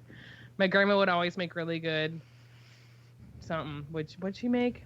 Stuffing. Really good My stuff. aunt would make really great turnips, so I don't know who's going to make that this year. And then Christmas, again, the food. A lot of parties. I always have a Christmas party. I just like spending time with my friends. So anytime I get together, it's a holiday. Every day is a love holiday when you're with cooking. me. I love cooking. I love eating what Meg cooks. eating what Sarah cooks. It's always True good. dat. It's fun. That's all I got. Fan story? I have a question. Oh, go for it, I'm Sasa. totally kidding. Oh. I just know Tiffany's like ready for bed. I would literally crawl across this table like that girl crawling out of the Ring movie. No. Who is the goat? Goats are goats. I Well, want a goats goat is so half bad. of I a want to live on a farm chimera. with little goats. Well, they're not always little. Tell me a story. Okay. This week's Okay. fan story comes from Rose T, which is a really cool name. I agree. My Potter story is a slightly different one. I'm a really big fan. I've read the books and watched the movies more times than I can count, and even traveled across continents to visit Harry Potter World at Universal. Oh, But up until this point, I have refused to read The Prisoner of Azkaban. What? People are often confused by this, and I have never really shared the story of why, but I'd like to share it with you guys. My grandpa gave me the first book for Christmas when I was quite young, at least too young to read it myself, so it sat on the shelf for a few years unopened. Around the time the first movie was announced, my dad started to read the book to me and my siblings, reading a chapter to us every night before we went to sleep. I completely fell in love with the Harry Potter world and everything about it, and it became such a huge bond between my dad, my siblings, and me. After the first movie was released, we started the second book straight away, and it didn't take long until we were on to the third. A few chapters into The Prisoner of Azkaban, my dad left the family quite abruptly. He moved to a different country and started a new life, and we didn't see him again. After this, the third book sat on the shelf unopened for years, just like the first initially had. I think a part of me didn't want to read ahead just in case he came back and still wanted to read it with us. Eventually, I started reading Harry Potter on my own, but I went straight into The Goblet of Fire. I never had it in me to go back and finish the book we had started together. I've watched the third movie many times, so I get the gist of what happened, but I know there's probably so much I missed by not reading The Prisoner of Azkaban. I bought it again recently, and I think I might finally pick it up and finish reading it a whole 17 years after I started, so my Potter story can finally be complete. Part of me is excited to finally read it, but I think it will be a sad moment too for the hopeful kid inside me who held out from finishing the book for all those years. Rose. Oh my gosh. I need to know if you finished the book. If you didn't, it's okay. That I totally understand why you haven't. But if you did, I really want to know. Yeah. And if you haven't yet, maybe finishing that will help you find a little bit of closure and peace. Mm-hmm. You know, and thank you for sharing that with us. That's like a Yeah. huge thing to share, Yeah. and especially to share to all of our listeners. So we appreciate you and your story very much. I'm sorry you And- had to go through that. Yeah. And yeah, what Tiffany said, I hope that if you choose to finish it, it brings you closure, and I think that would be a lot of strength coming from you. So, yep. Thank you very much for sharing. We still are taking stories. We get this Yes. question all the time. Always taking Email stories. is best. Can I tell my story? No. Okay. You did on episode 1. Do you have a joke for me today? I do. I don't remember if we've told this one amongst ourselves, but I don't think we've told it on the pod. So, but if I Okay. did, deal with a double joke. Where does Dumbledore hide his army? I don't know, Katie. Where does he hide his army? Up his sleevey. I was gonna say up his sleeve. It took Is me it sleevey because it's an army? literally took me Yeah. a second to understand what in the world that meant. Oh, Brandon said I have told it. Sorry. I don't know where my book is, so I'm going off of like a couple links online, it was and still a it's funny all just I- repeat ones. Your book is in the coffee table, I believe. Okay, good. Well, then from now on, I will be grabbing Going from the back to the appropriate book. place. Yeah. All right. You can find us on Facebook at Swish and Flick Podcast. You can also join our Facebook groups. We have 2, Swish and Flick Podcast group and Swisher Support, which is more so for personal stuff to post and chat about. Both of them are super active, and we love the groups so much. So if you haven't joined them, I highly recommend, because people are super kind in there, and it is just the best. You can follow us on Twitter at SwishFlickCast and on Instagram at SwishFlickCast. You can follow your hosts. Myself and Katie are on Twitter at the Peepers Family. Tiffany is on Instagram and Twitter as well at TiffSwish_Flick. And Sarah is on Instagram at O'Malley with 3 H's. If you would like to support us, you can do so on Patreon. I'm just saying, we are kind of low on Slytherins in our Discord channel. So I would just like to More Ravenclaw. put out We're the best. that we would like to be recruiting some Slytherin patrons, please, and thank you. We would appreciate it. It helps with our little house cup that we have going on every episode. Anyway, there's different levels that you can donate to us every month, anywhere from $2 up to $25, and they all give you different things. So just make sure that you read the description so that you know what you get with each level. I also want to give a huge thank you to two of our current patrons, Marcus and Vinny. I want to thank you guys so much for helping us really amp up our Discord. It has literally like been a game changer. You guys are awesome. You've created all of these like awesome new things. You can choose your house. You can choose your pronouns. There's different chats to go into where you can talk about old episodes. You could talk during the recording. I just love it. And I just want to thank you guys so much. It literally means a lot, especially for, I feel really old because I literally like knew nothing about Discord. And they came to me with all these ideas and I was like, sure. But now they like, not only did they like take it to the next level, they like taught me, like took time out of their day to teach me how to do these things. And it just like, it means a lot. So thank you very much. You guys rule. Yeah. And anyway, just saying, you get access to our Discord with Patreon and it literally is the bomb. So. It is. They have a lot of fun in there. Yes, for sure. And we have a lot of fun. And I will say that with the Discord, like kind of like a little bit of a bonus perk if you become a patron. We chat with them a little bit before we start and a lot of the times a little bit after we start. So yeah, it's fun. 'Tis fun. Good 'Tis times. fun. With us. We're real people. Are we? Wow. Sometimes I you, don't feel real. my dear, are a robot. Actually, half alien. Oh, my man. Well, you should know this. My There's a father hole is in an my alien. pants. Did you say there's a hole in your Tiffany, Would is you- that's what's up with your life right now? There's Would a you hole in your look pants? at it? What's up with my life? Well, I just started work again today as this episode is being recorded. Yuck. Home for the first 9 weeks. After that, TBD. Who knows? So I bet it'll get extended. I sat a lot That's just today. my opinion. What'd you say? I said it's gonna get extended, I think. And that's what Martinius thinks too. Iggy does too. Yeah. So yeah, I'm not used to sitting that long. It's not really my cup of tea, but tomorrow I'm gonna try and really get out and walk at my lunch. It helps, man. Yeah, Yeah. so I work out in the morning, and my plan really is to not shut my alarm off, but to actually like get up with it, do my 30-minute like workout, and then take Fozzie for a walk.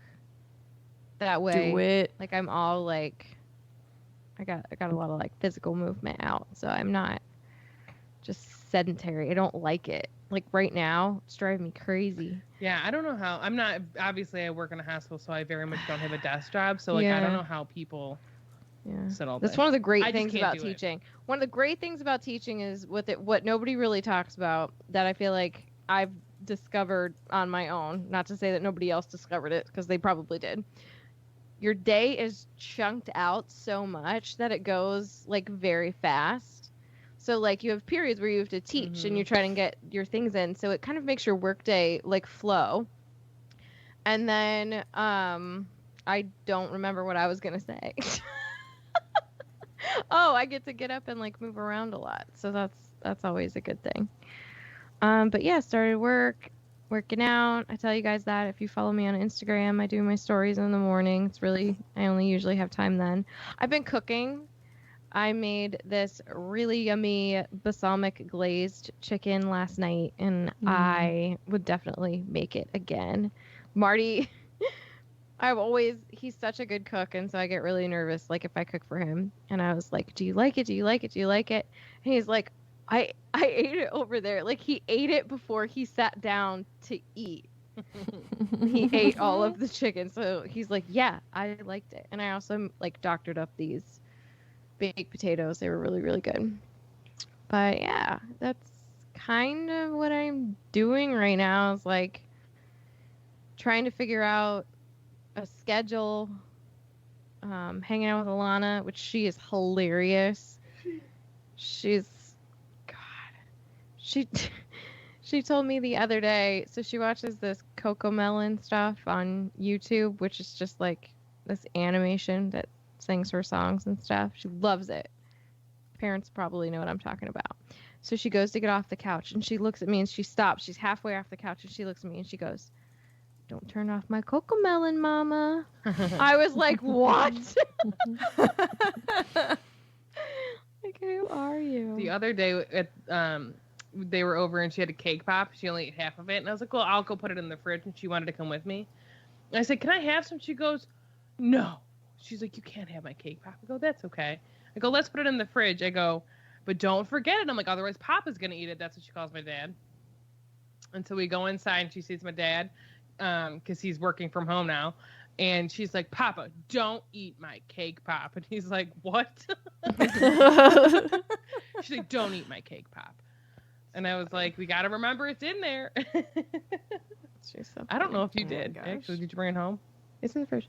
Yours? Yeah, she didn't eat it today. So yeah, that's me. We've been getting some crazy storms here the past couple of days. Like there was a couple days ago, there was a super bad lightning storm. And I've never seen anything like I've that never before. seen that many lightnings like within a certain set of time. Like it was just like lightning, like one after another. And that storm it hit Rise of the Resistance in Hollywood Studios, and it hit Hagrid's motorbike. So it's fun. It's kind of, it's not funny. It sucks because like they've been closed, but because like they got hit. But it's been super rainy. But that's just typical Florida summer. And I'm trying to figure out like a routine a little bit, but right now it's just kind of consisted of trying to sit down and get work done and then taking little breaks, getting my eyes off of a computer, hanging out with my mom while she's still here. We hit up Animal Kingdom for like literally an hour and a half today. That was kind of fun. We literally just like got lunch and walked around and left. But yeah, if any, I don't know, let's see, I can plug my Fairy Tale Journeys by Megan. If anybody wants to plan a vacation during the pandemic, I'm here for you. No, but honestly, like, you know, I can book things next year. Doesn't have to be now. We can. And it's free. It's no cost, but you get all my knowledge, which is probably way more than I should have on theme parks, but here I am. Got a lot of it. So, yeah. Kate? Yeah, basically, mainly, I think I'm just trying to establish a routine, which I think, fingers crossed, I'm diligently working on one. I feel hopeful about it. So, but yeah, just living life, man. Being a really bad cat mom right now because Iggy's mad.